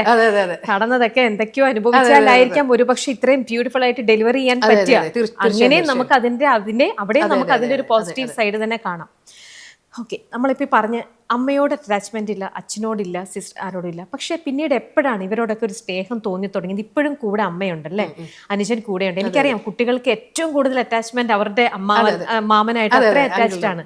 ആ ഒരു ബോണ്ടിങ്ങിലേക്ക് നിങ്ങളുടെ വീട് ഇന്നിപ്പോൾ സന്തോഷം നിറഞ്ഞ ഒരു ലോകം, വായാടുത്തും എല്ലായിടത്തും സംസാരം, ഇതൊക്കെ എപ്പോ എങ്ങനെ ഉണ്ടായി? അതായത് ഞാൻ അവിടുന്ന് സാബുവിന്റെ അടുത്ത് നിന്ന് തിരിച്ചു വരുന്ന സമയത്തും വീട്ടുകാർ അത്ര ഭയങ്കര ഹാപ്പി ഒന്നും ആയിരുന്നില്ല. കാരണം എന്താ വെച്ച് കഴിഞ്ഞാൽ സ്വാഭാവികമായിട്ട് നമ്മുടെ നാട്ടിൽ അങ്ങനെ തന്നെയല്ലേ പറയാ, ഒരു മകള് തല്ലുകൂടി ഇവിടെ വന്ന് നിൽക്കുമ്പോൾ ഇനിയിപ്പോൾ അത് ബാക്കിയുള്ളവർക്ക് അത് കേൾക്കുന്നവര് അവള് തല്ലുകൂടി വന്നു എല്ലാം. നമ്മുടെ നാട്ടിലൊരു പ്രത്യേക പ്രശ്നം ഇതാണല്ലോ, ഒരു പെണ്ണ് മരിക്കുന്നവരെ അവിടെ തന്നെ നിൽക്കണം. ഭർത്താവ് തല്ലിക്കൊന്നു കഴിയുമ്പോ ഒയ്യോ എന്നാലും അവള് മരിച്ചൂലേ, അവളെ എനിക്ക് ചിലര് എഴുതുന്ന ഭയങ്കര ഫണ്ണി ആയിട്ടുള്ള കമന്റ് ഇല്ലേ രമ്യ, അവളെ എനിക്ക് തരാമായിരുന്നില്ലേ, ഞാൻ എന്റെ മകളായി നോക്കുമായിരുന്നല്ലോ. നമ്മുടെ മലയാളികൾക്ക് ഡബിൾ സ്റ്റാൻഡാണ്. അതായത് ഈ പ്രശ്നത്തിലൂടെ കടന്നു പോകുമ്പോൾ ആ കുട്ടീനെ ഒരിക്കലും തിരിച്ചു കൊണ്ടിരില്ല. ആ കുട്ടി മരിച്ചു കഴിയുമ്പോൾ വിലപിക്കും. പക്ഷെ ഞാൻ ആ മരിക്കണവരെ അവിടെ കാത്തുന്നില്ല. ഞാൻ ഇങ്ങോട്ട് തിരിച്ച് വീട്ടിലേക്ക് പോകുന്നു. ഞാൻ വീട്ടുകാരുടെ അടുത്ത് ചോദിച്ചു, ഞാൻ ഇങ്ങോട്ട് വരികയാണ്, നിങ്ങൾ ഓക്കെ ആണോ അല്ലേ? പക്ഷെ അമ്മ പറഞ്ഞു ഒന്നും കൂടി ആലോചിച്ചിട്ട് പോരെ എന്നൊക്കെ അമ്മ ചോദിച്ചപ്പോൾ എൻ്റെ മകൾ, എനിക്ക് 2 മക്കളാണ്. മൂത്ത മോള് അപർണ, ഇപ്പൊ 21 വയസ്സ്, ചെറിയ മോള് അർച്ചന 11 വയസ്സ്. അപ്പൊ അന്ന് അപ്പൂസ് മോള് പറഞ്ഞു, ഇല്ല എൻ്റെ അമ്മേനെ കൊച്ചമാമാന്ന് വിളിക്കാം. അമ്മയുടെ അടുത്ത് എൻ്റെ മകള് പറഞ്ഞു, ഇല്ല കൊച്ചമാമ ഇനി അവിടെ നിന്നാ ശരിയാവില്ല, എനിക്ക് അവൾക്ക് പഠിക്കാൻ പറ്റുന്നില്ല അവിടെ, പിന്നെ അവിടെ നിന്നാൽ ശരിയാവില്ല, നമുക്ക് തിരിച്ച് ഞങ്ങൾ ഇങ്ങോട്ട് വരികയാണെന്ന് പറഞ്ഞു. എൻ്റെ അമ്മയും, അനിയന്റെ കല്യാണം കഴിഞ്ഞിട്ടില്ലല്ലോ, അനിയന്റെ കല്യാണം കഴിഞ്ഞെങ്കിൽ ഒരു പക്ഷെ എനിക്ക് ഇവിടെ വന്നു നിന്ന് ഇത്ര സുഖം ഉണ്ടാവില്ല. അനിയനാണെങ്കിലും അവർ പറഞ്ഞു, ഓക്കെ നീ ഇവിടെ വന്നോ, നീ ജോലിക്കൊക്കെ പോകുന്നുണ്ടല്ലോ, നമ്മൾ വേറെ ആർക്കും ഒരു ഫിനാൻഷ്യൽ ബേർഡൻ ഒന്നും ഉണ്ടാക്കുന്നില്ലല്ലോ ഇവിടെ, പക്ഷെ നിൽക്കാനായിട്ട് ഒരു സ്ഥലം വേണം. അപ്പൊ ആദ്യ കാലഘട്ടത്തിൽ ഞാൻ വിചാരിച്ചു ഞാൻ വേറൊരു വീടെടുത്ത് മാറാം. ഞാനൊരു ഫ്ലാറ്റ് ഒക്കെ എടുത്തു കേട്ടോ, ഫ്ലാറ്റ് വാടകയ്ക്ക് എടുത്തു. ഞാനും എൻ്റെ മക്കളും കൂടി അവിടെ പോയി നിന്നു. പക്ഷെ എനിക്ക് രാത്രി ആകുമ്പോഴേ മനസ്സിന്റെ വിഷമം അങ്ങനെ എനിക്ക് താങ്ങാൻ പറ്റുന്നില്ല. കാരണം എനിക്കൊരു ഭയങ്കര പ്രശ്നം, കുറച്ചൊരു 6 മാസം അങ്ങനെ വേറെ നിന്ന് നോക്കി, ശരിയാവുന്നില്ല. ഞാൻ അമ്മയുടെ അടുത്ത് പറഞ്ഞു, ഇവിടെ തന്നെ വന്ന് നിൽക്കാം അമ്മ, എനിക്ക് അങ്ങനെ വേറെ ഫ്ലാറ്റ് എടുത്ത് അങ്ങനെ നിൽക്കുന്ന ഒരുപാട് സ്ത്രീകളുണ്ട്. അത്രയൊന്നും ധൈര്യം എൻ്റെ മനസ്സിനില്ല. അപ്പൊ എനിക്ക് അങ്ങനെ നിൽക്കാൻ പറ്റാതായപ്പോ വീണ്ടും ഇവിടെ തന്നെ വന്നു. എൻ്റെ വീട്ടുകാർ ഇപ്പോഴും അമ്മയും അനുജനും ഭയങ്കരമായിട്ട് സപ്പോർട്ട് ചെയ്യുന്നത് കൊണ്ട് എനിക്ക് ഇവിടെ തന്നെ നിൽക്കാൻ പറ്റുന്നുണ്ട്. ഇനിയോ ആ ബന്ധം മുറിയാതെ മുന്നോട്ട് പോകണം എന്ന് തന്നെയാണ് ആഗ്രഹം. അനിയനായിട്ടുള്ള നിങ്ങളെ ബോണ്ടിങ് ഒക്കെ നല്ല അതായത് അനിയൻ ഒരുപാട് സംസാരിക്കുന്ന കൂട്ടത്തിലൊന്നുമല്ല, പക്ഷെ ഇതിലെ കണക്ഷൻ വരുന്നത് എന്റെ മക്കളാണ്, ഇവരെ കണക്ട് ചെയ്യുന്ന കണ്ണി. അതായത് എന്റെ അമ്മയ്ക്ക് ഈ മക്കളില്ലാതെ ജീവിക്കാൻ പറ്റില്ല, എന്റെ അനിയന് അത്രയും പോലും പറ്റില്ല. അപ്പൊ പിന്നെ ഞാൻ ഓട്ടോമാറ്റിക്കലി ഒരു അവിഭാജ്യ ഘടകമാണല്ലോ. ഞാൻ സത്യം പറഞ്ഞ ഇവരുടെ കൂടെ ജോയിൻ ചെയ്ത് നിൽക്കുന്ന ഒരാളാണ്. മെയിൻ പാർട്ടീസ് മൈ മക്കൾ തന്നെയാണ്. അവരാണ് ഇപ്പൊ നിങ്ങളുടെ റിലേഷൻഷിപ്പ്. അയ്യോ എന്റെ മക്കൾ എന്ന് പറഞ്ഞാൽ ദൈവം അനുഗ്രഹിച്ച് ടച്ച് വുഡ് എനിക്ക് തമ്പുരാൻ നല്ല 2 കുഞ്ഞു മക്കളെ തന്നിട്ടുണ്ട്. എന്താ പറയാ, ഒരു 21 വയസ്സുകാരിയുടെ കുടുംബമൊന്നും ഇല്ലാത്ത എന്റെ മോള് അപ്പൂസ്, അവള് ഒരു അമ്മ മക്കളെ കുറിച്ച് പൊക്കി പറയണല്ല രമ്യ. എനിക്കറിയാം. It's A blessing. കാരണം എനിക്ക് എന്റെ ജീവിതത്തിൽ ഇപ്പോ എന്നെ മനസ്സിലാക്കുന്ന, എന്റെ കൂടെ നിൽക്കുന്ന നിഷമ്മ അടിച്ചു പൊളിക്ക്. അത് എന്റെ വീഡിയോന്റെ താഴെ ഏറ്റവും ആദ്യം അവളെ കമന്റ് ഇടാ, മൈ ഇൻസ്പിറേഷൻ, മൈ അമ്മ എന്നൊക്കെ പറയുമ്പോൾ ഉണ്ടാവുന്ന ഒരുപാട് വർത്താനം പറയില്ല കേട്ടോ, അതൊരു പാവം കുട്ടിയാ. പക്ഷെ ഷീൽ ഡു എവറിത്തിങ്. ഇപ്പൊ CA പഠിച്ചുകൊണ്ടിരിക്കുകയാണ്. എന്താ പറയാ, അവളെ കുറിച്ച് പറയാൻ എനിക്ക് ഭയങ്കര അഭിമാനമാണ്. ഭയങ്കര അഭിമാനമാണ്.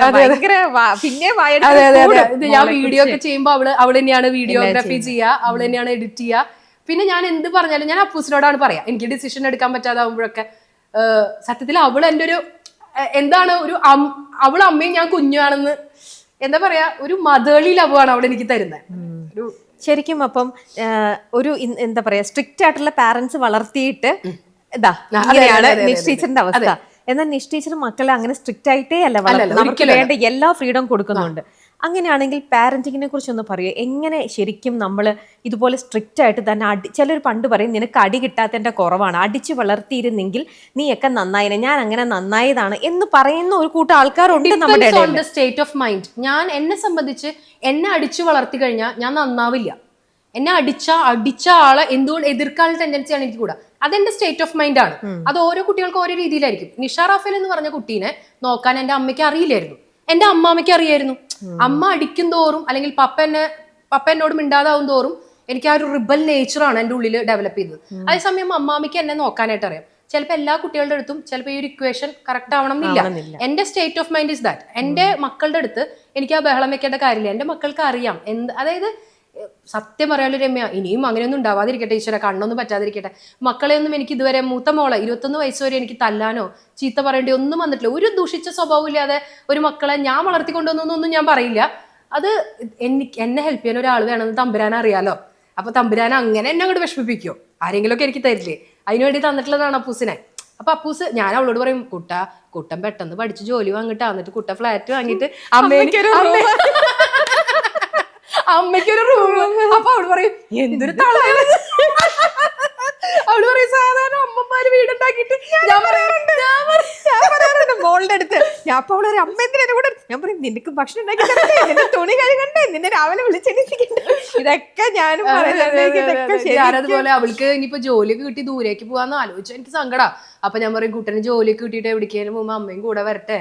അപ്പൊ അമ്മ അവിടെ എന്നിട്ട് അപ്പൊ അവള് പറയാം എന്നിട്ട് എന്തിനാ? അപ്പൊ ഞാൻ പറയും അവള് പറയും എനിക്കത് ഞാൻ പറയാം അല്ല ഞാനും കൂടെ ഞാൻ മറ്റേ ഇതിൽ പറയണോ, ഞാൻ അവിടെ എവിടെയെങ്കിലും ചുരുകൂടി. അപ്പൊ അവള് എനിക്കറിയാം. പക്ഷെ നിഷ ചിന്തിച്ചിട്ടുണ്ട്, പ്രാക്ടിക്കലി മോൾ ഇപ്പൊ 21 ഇയേഴ്സ് ആയി, അവൾക്കും ഫ്യൂച്ചർ ഉണ്ടല്ലേ, അവൾക്ക് അവളുടേതായിട്ടുള്ള ലൈഫിലേക്ക് മൂവ് ഓൺ ചെയ്ത് പറ്റണം. എപ്പോഴും അമ്മ അമ്മ എന്ന് പറഞ്ഞാൽ അത് സ്നേഹമില്ലാഞ്ഞിട്ടല്ല, അവർക്ക് അവരുടെ ഫ്യൂച്ചർ. പക്ഷെ നിഷ ഇതുപോലെ ഇപ്പം മക്കളുടെ അടുത്ത് ഇപ്പൊ മക്കളെ ചുറ്റിപ്പറ്റി റിവോൾവ് ചെയ്തിട്ടാണ് നിഷ പോയിക്കൊണ്ടിരിക്കുന്നത്. ആ ഒരു സൈഡ് പ്രാക്ടിക്കൽ സൈഡ് എപ്പോഴെങ്കിലും ചിന്തിച്ചിട്ടുണ്ട്, നാളെ മോള് മാറിപ്പോയി കഴിഞ്ഞാൽ ഞാൻ വീണ്ടും വേറൊരു ട്രോമയിലേക്ക് പോകുമോ? സീരിയസ്ലി ഇതിൽ 2 കാര്യങ്ങളുണ്ട് രമ്യ. ഞാൻ മോളുടെ അടുത്ത് സാധാരണ കല്യാണത്തിനെ കുറിച്ചൊന്നും ഇപ്പൊ സംസാരിക്കേണ്ട കാര്യമായിട്ടില്ല. CA ക്ലിയർ ചെയ്യാന്നുള്ളതാണ് മെയിൻ കാര്യം. ഒരു 25 വയസ്സ് പോട്ടെ, 26 വയസ്സിൽ അവൾ കല്യാണത്തെ കുറിച്ച് ആലോചിക്കാന്ന് വിചാരിക്കും. അതിനെക്കുറിച്ച് ഇപ്പോഴേ പറയുമ്പോൾ അവൾ പറയുന്നത് അവൾക്ക് വിവാഹത്തെ കുറിച്ച് വലിയ ഇൻട്രസ്റ്റ് ഇല്ല എന്നുള്ളതാണ്. അതൊക്കെ ചിലപ്പോൾ പോകെ 26 വയസ്സാകുമ്പോൾ മാറും. അപ്പൊ ഞാൻ അവളോട് പറഞ്ഞിട്ടുള്ള ഒരു കാര്യമുണ്ട്, എനിക്ക് എന്തായാലും എൻ്റെ മക്കളെ കാണാതെ ജീവിക്കുക എന്ന് പറയുന്നത് എന്നെ സംബന്ധിച്ച് സാധ്യമല്ല. കാരണം എനിക്ക് ഒരുപാട് നല്ല ജോലികൾ കിട്ടി ഗൾഫിൽ നിന്നൊക്കെ ഒരുപാട്. കാരണം ഇപ്പോൾ ഡോക്ടറേറ്റ് ഒക്കെ എക്കണോമിക്സിലുള്ളതുകൊണ്ട് ഇവിടെ അബുദാബിയിലും ദുബായിൽ നിന്നൊക്കെ ഒരുപാട് ഓഫീസൊന്നും ഞാൻ പോകാത്തത്. എനിക്ക് എൻ്റെ മക്കളെ കാണാണ്ട് ഇരിക്കാൻ പറ്റില്ല. ഇപ്പൊ ഇന്ന് തന്നെ ഞാൻ എമ്മയുടെ അടുത്ത് പറഞ്ഞത് എന്താ, എനിക്ക് വേഗം വീടെത്തണം, എനിക്ക് എൻ്റെ കുട്ടികളുടെ അടുത്തേക്ക് എത്തണം എന്നാണ്. അപ്പൊ അത് അങ്ങനെ ജീവിക്കുന്ന ഒരു അമ്മയെ സംബന്ധിച്ച് ഇവള് വിവാഹം കഴിഞ്ഞ് പോയി ഒരു ഭർത്താവിന്റെ വീട്ടിലേക്ക് പോകാന്ന് പറയുന്നത് എന്നെ സംബന്ധിച്ച് അതൊരു ബുദ്ധിമുട്ടാണ്. അപ്പൊ ഞാൻ അവളോട് പറഞ്ഞിട്ടുണ്ട്, കുട്ടൻ എന്ന് സ്വന്തമായിട്ടൊരു വീട് പണിയാൻ പറ്റുന്നു അല്ലെങ്കിൽ ഫ്ലാറ്റ് എടുക്കാൻ പറ്റുന്നു അന്ന് നമുക്ക് വിവാഹത്തെ കുറിച്ച് ചിന്തിക്കാം. ചിലപ്പോൾ അതെന്റെ സ്വാർത്ഥതയായിരിക്കാം. പക്ഷെ അതുകൊണ്ടുള്ള ഗുണം എന്താന്ന് വെച്ച് കഴിഞ്ഞാൽ നമുക്ക് ഒരിക്കലും മക്കളെ കാണാനായിട്ട് ഒരു അന്യന്റെ വീട്ടിലേക്ക് വലിഞ്ഞു കയറി ചെല്ലേണ്ട ആവശ്യമില്ല. മകളുടെ വീടാവുമ്പോൾ, മകൾ ഉണ്ടാക്കിയ ഒരു വീടാകുമ്പോൾ അല്ലെങ്കിൽ മകൾ വാങ്ങിയ ഒരു വീടാകുമ്പോൾ നമുക്ക് എപ്പോൾ വേണമെങ്കിലും അവിടെ ചെല്ലാം. അവൾക്ക് അവളുടേതായ ഫ്രീഡം ഉണ്ട്. പക്ഷെ ഇടയ്ക്ക് അതായത് ചെന്ന് നിൽക്കുമ്പോഴെങ്കിലും ഒരു ഭർത്താവിന്റെ വീട്ടിൽ ചെന്ന് നിൽക്കുന്നതും സ്വന്തം മകൾ വാങ്ങിയ ഒരു ഫ്ലാറ്റിൽ പോയി നിൽക്കുന്നതും തമ്മിലുള്ള വ്യത്യാസം ഉണ്ടല്ലോ. അങ്ങനെയൊക്കെയാണ് മനസ്സിലിപ്പോൾ ചിന്തിച്ചിരിക്കുന്നത്. എങ്ങനെയാണ് ഈ നമ്മളിടം എന്ന് പറഞ്ഞ ഒരു കോൺസെപ്റ്റിലേക്ക് എത്തിയത്? അത് ഞാൻ ഈ വീഡിയോസ് ഒരുപാട് ഇട്ടു എന്ന് പറഞ്ഞില്ലേ, അപ്പൊ വീഡിയോന്റെ താഴെ ഒരുപാട് പേരിങ്ങനെ ആ കൊറോണ ടൈമിൽ ഇട്ട വീഡിയോ വൈറലായല്ലോ. അപ്പൊ അതിന് താഴെ ഒരുപാട് പേര് ഇങ്ങനെ എഴുതി, ഈ മാഡത്തിനോട് സംസാരിക്കണം എന്ന് ആഗ്രഹമുണ്ട്, മാഡത്തിനൊന്ന് കാണാൻ പറ്റുമോ, മാഡത്തിനോടൊന്ന് മിണ്ടാൻ പറ്റുമോ എന്നൊക്കെ പറഞ്ഞിട്ട് ഇങ്ങനെ കുറെ കമന്റ്സ് ഡെയിലി അതിനുള്ളിൽ വന്നു തുടങ്ങി. അപ്പൊ ഞാൻ എന്നും കാലത്താവും ഒരു 10 മണി എന്ന് പറഞ്ഞ സമയം ഉണ്ടെങ്കിൽ മൊബൈൽ ഓൺ ചെയ്യും. എൻ്റെ കൊറോണ കഴിയുന്ന സമയം വരെ ഞാൻ വീഡിയോസ് ഇട്ടുകൊണ്ടേയിരുന്നു. അപ്പോഴേക്കും എൻ്റെ പേജ് റീച്ചായി വന്നു. അപ്പോൾ അങ്ങനെ ഇരിക്കുന്ന സമയത്ത് ഒരു ദിവസം ജഗദീഷ് ഏട്ടനില്ലേ, പണം തരും, നമ്മുടെ സിനിമാ നടൻ ജഗദീഷ് ഏട്ടൻ ഒരു ദിവസം വിളിക്കുകയാണ്. പണം തരും പടം എന്ന് പറഞ്ഞ പ്രോഗ്രാമിലേക്ക് ഗസ്റ്റ് ആയിട്ട് വരുമെന്ന് ചോദിച്ചിട്ട് നമ്മുടെ വീഡിയോസ് കണ്ടിട്ട്. ആ ഷോയും കൂടി കഴിഞ്ഞ് കഴിഞ്ഞപ്പോൾ നമ്മുടെ ഈ ഫാൻസിന്റെ എണ്ണം കൂടാൻ തുടങ്ങി. ഇവർക്ക് എല്ലാവർക്കും എന്നെ കാണണം, കൗൺസിൽ ചെയ്യാന്നൊക്കെയാണ് ചോദിക്കുന്നത്. അപ്പോൾ എനിക്ക് കൗൺസിലിംഗ് ഒന്നും അറിയില്ല, എന്തെങ്കിലും അറിഞ്ഞാലേ ചെയ്യാൻ പറ്റുള്ളൂ, അറിയാത്ത കാര്യം ചെയ്യാൻ പറ്റില്ലല്ലോ. അപ്പോൾ എൻ്റെ മകൾ എൻ്റെ അടുത്ത് അപ്പൂസ് പറഞ്ഞു, അമ്മ ഒരു കാര്യം ചെയ്തൂടെ, അമ്മേനെ ഒരുപാട് പേർക്ക് കാണണമെന്ന് പറയില്ല, അമ്മ ഒരു കാര്യം ചെയ്യും, തൃശ്ശൂർ ടൗണിൽ എവിടെയെങ്കിലും നല്ലൊരു ഹോട്ടലിൽ നമുക്കൊരു ഡേ, അതായത് ഇപ്പോൾ നമ്മൾ ഒരു ദിവസം നിഷ ടീച്ചറോടൊപ്പം എന്ന് പറഞ്ഞിട്ട് ഒരു ഹെഡിങ് വെച്ചിട്ടൊരു ഏതൊരു പരിപാടി നടത്ത്, വരുന്നവർ വന്ന് അമ്മേനെ കണ്ട് പൊക്കോട്ടെ എന്ന് പറഞ്ഞു.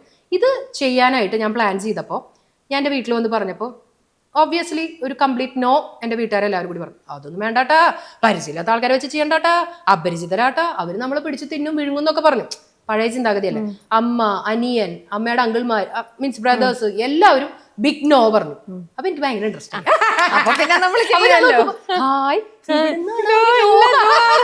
നല്ലൊരു നോ അല്ലേ കേൾക്കുന്നത്. ഞാൻ അപ്പുനോട് പറഞ്ഞു, അപ്പു നമ്മൾ everyone says no, it's a yes. അപ്പൊ നമ്മൾ യെസ്, കാരണം അവര് യെസ് പറഞ്ഞെങ്കിൽ ചിലപ്പോ ആ പരിപാടി ഫ്ലോപ്പ് ആയി പോയാനെ. ഇതിപ്പോ സൂപ്പർ യെസ് ആയി. അപ്പൊ ആദ്യം നമ്മളിടം ചെയ്ത സമയത്ത് എത്ര പേര് വന്നു? 55 പേര്. ഇപ്പൊ ഞാൻ പ്രോഗ്രാമിന് ചെയ്യുന്നത് 60-65 പേരൊക്കെ വരുന്നത്. പക്ഷെ അന്ന് വന്ന 55 പേർക്കുള്ള വാല്യൂ അത് എന്നും ഒരു വാല്യൂ ആണ്. ഇന്നിപ്പോ ആളുകൾക്ക് എന്നെ അറിയാം, അന്ന് എന്നെ അറിയില്ലാതെ 55 പേര് 1000 രൂപ തന്നിട്ട് അവിടെ തൃശ്ശൂരുള്ള 4 സ്റ്റാർ ഫെസിലിറ്റി ഉള്ള ഹോട്ടലിലേക്ക് ഞാൻ ആളുകളെ വിളിച്ചപ്പോൾ 55 പേര് വന്നിട്ടുണ്ടല്ലോ. അത് എന്നെ സംബന്ധിച്ചൊരു വലിയൊരു അവാർഡ് കിട്ടിയൊരു ഫീൽ ആയിരുന്നു. കാരണം ഈ പ്രോഗ്രാം ഞാൻ നടത്തുന്നുണ്ടെന്ന് പറഞ്ഞിട്ട് ഞാൻ എൻ്റെ അങ്കിൾമാരുടെ അടുത്ത് തന്നെ പോയി പറഞ്ഞപ്പോൾ അതിലൊരാൾ എൻ്റെ അടുത്ത് പറഞ്ഞു, പേര് ഞാൻ പറയുന്നില്ല, ആൾ എൻ്റെ അടുത്ത് പറഞ്ഞു, 1000 രൂപയ്ക്കൊക്കെ പരിപാടി വെച്ചാൽ നിന്റെ പരിപാടിക്കൊക്കെ ആര് വരാനാ, നീ ആരാ, നീ സിനിമ നടിയൊന്നുമല്ലല്ലോ, നീ ഒരു കാര്യം ചെയ്യും, ഒരു 250 രൂപയ്ക്ക് തൃശ്ശൂർ ടൗണിൽ റൗണ്ടിൽ ഒരു പരിപാടി വെക്കുന്നു പറഞ്ഞു. അതെനിക്ക് അങ്ങോട്ട് നമുക്കിങ്ങനെ 250 രൂപയ്ക്ക് പരിപാടിയാ, അപ്പൊ നമ്മൾ 1000 രൂപയ്ക്ക് തന്നെ പരിപാടി വെച്ചു. എന്നിട്ട് അന്ന് 55 പേര് വന്നു. അന്ന് അവിടെ മുറിച്ച കേക്കിന്റെ ഒരു പീസ് ആൾക്ക് കൊണ്ടുപോയി വായിൽ വെച്ചു.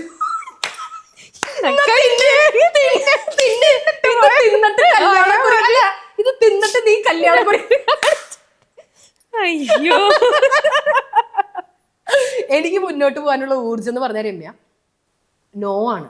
ശരിക്കും അത് സത്യം പറഞ്ഞാൽ ഞാൻ കടപ്പെട്ടിരിക്കേണ്ടത് പപ്പോടും സാബുവിനോടുമാണ്. അല്ലേ?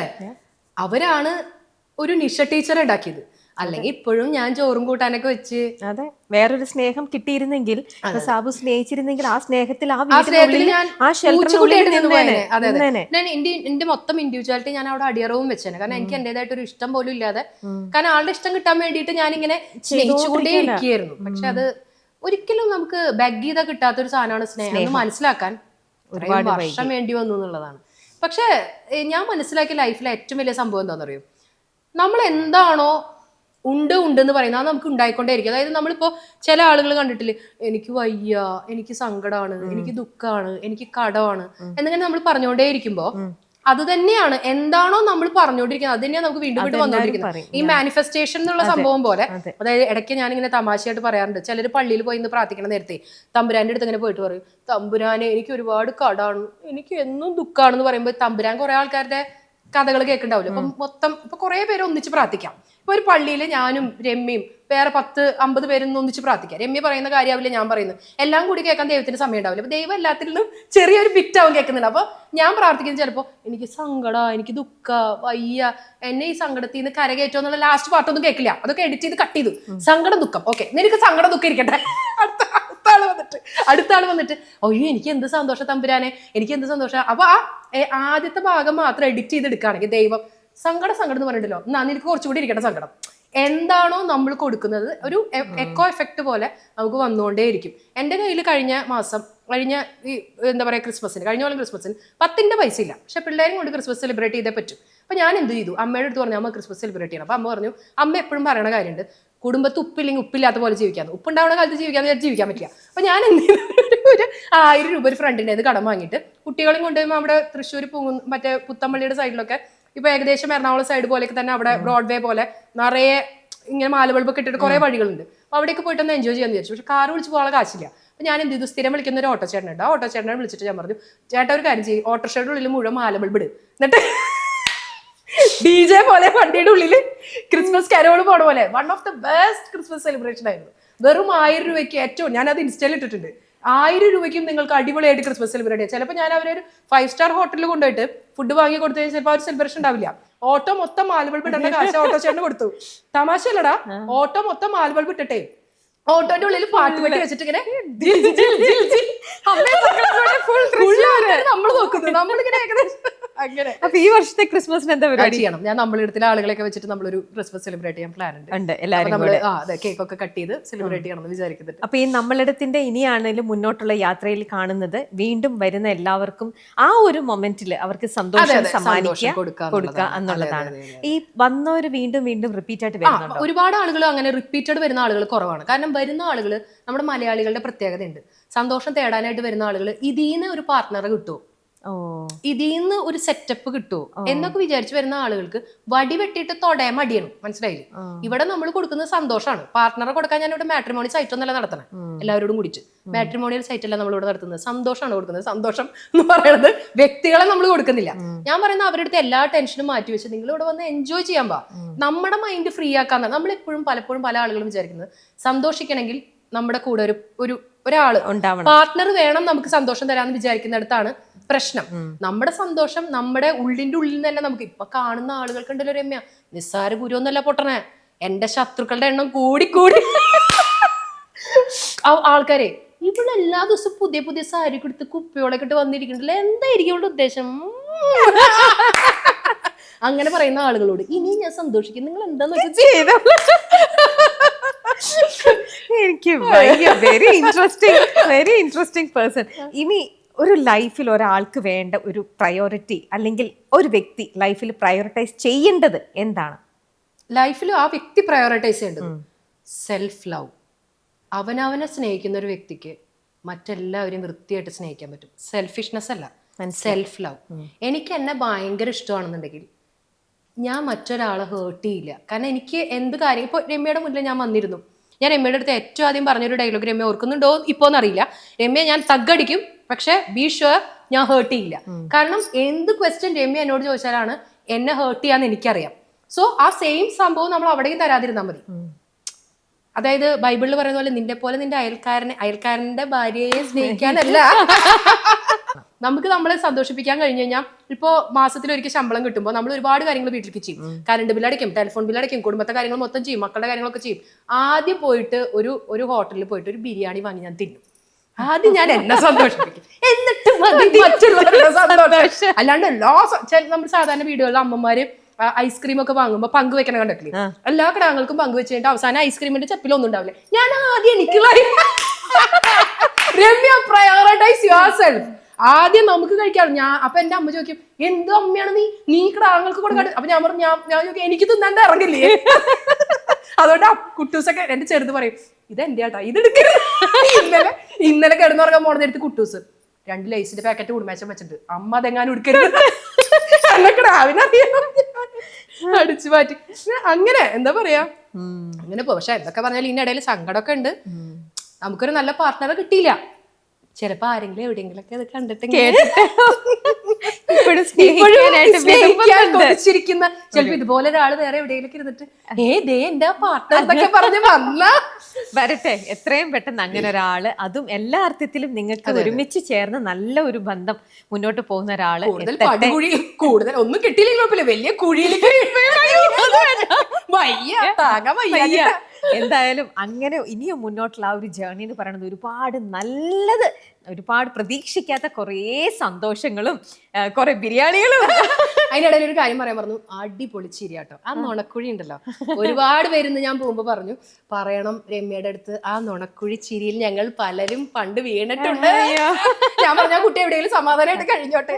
അല്ല ശരിക്കും നല്ല ബ്യൂട്ടിഫുൾ സ്മൈലാണ്, ഭയങ്കര അടിപൊളി പ്രസന്റേഷൻ ആണ്. എന്റെ കോംപ്ലിമെന്റിന്റെ ആവശ്യമൊന്നുമില്ല എന്നറിയാം, പക്ഷെ സ്റ്റിൽ നിങ്ങളുടെ കണ്ണിലുള്ള ഒരു തിളക്കം, ആ ചുണ്ടിലുള്ള ചിരി, അത് ആത്മാർത്ഥമായിരിക്കട്ടെ. ഒരുപാട് ആളുകൾക്ക് ഹാപ്പിനെസ് സ്പ്രെഡ് ചെയ്യാൻ നിങ്ങൾക്കും സാധിക്കട്ടെ. അടിപൊളിയായിട്ട് മുന്നോട്ട് മുന്നോട്ട് പോട്ടെ. നമ്മളുടെ ആയിട്ട് തന്നെ പോട്ടെ. സംസാരിച്ച് തീർന്നില്ല, ഇനിയും ചോദിക്കാൻ എനിക്കറിയാം. ചോദ്യം ഒന്നങ്ങ് എറിഞ്ഞു കഴിഞ്ഞാൽ ഇങ്ങോട്ട് അത്രയും ആൻസറും തരും. പക്ഷെ നമ്മുടെ റോളിംഗ് തീർച്ചയായിട്ടും സൂപ്പർ. ശരിക്കും I love you so thank you. Wishing all the best. Cinema സ്വപ്നം കാണുന്നവർക്ക് ചാവറ ഫിലിം സ്കൂൾ, കൊച്ചി.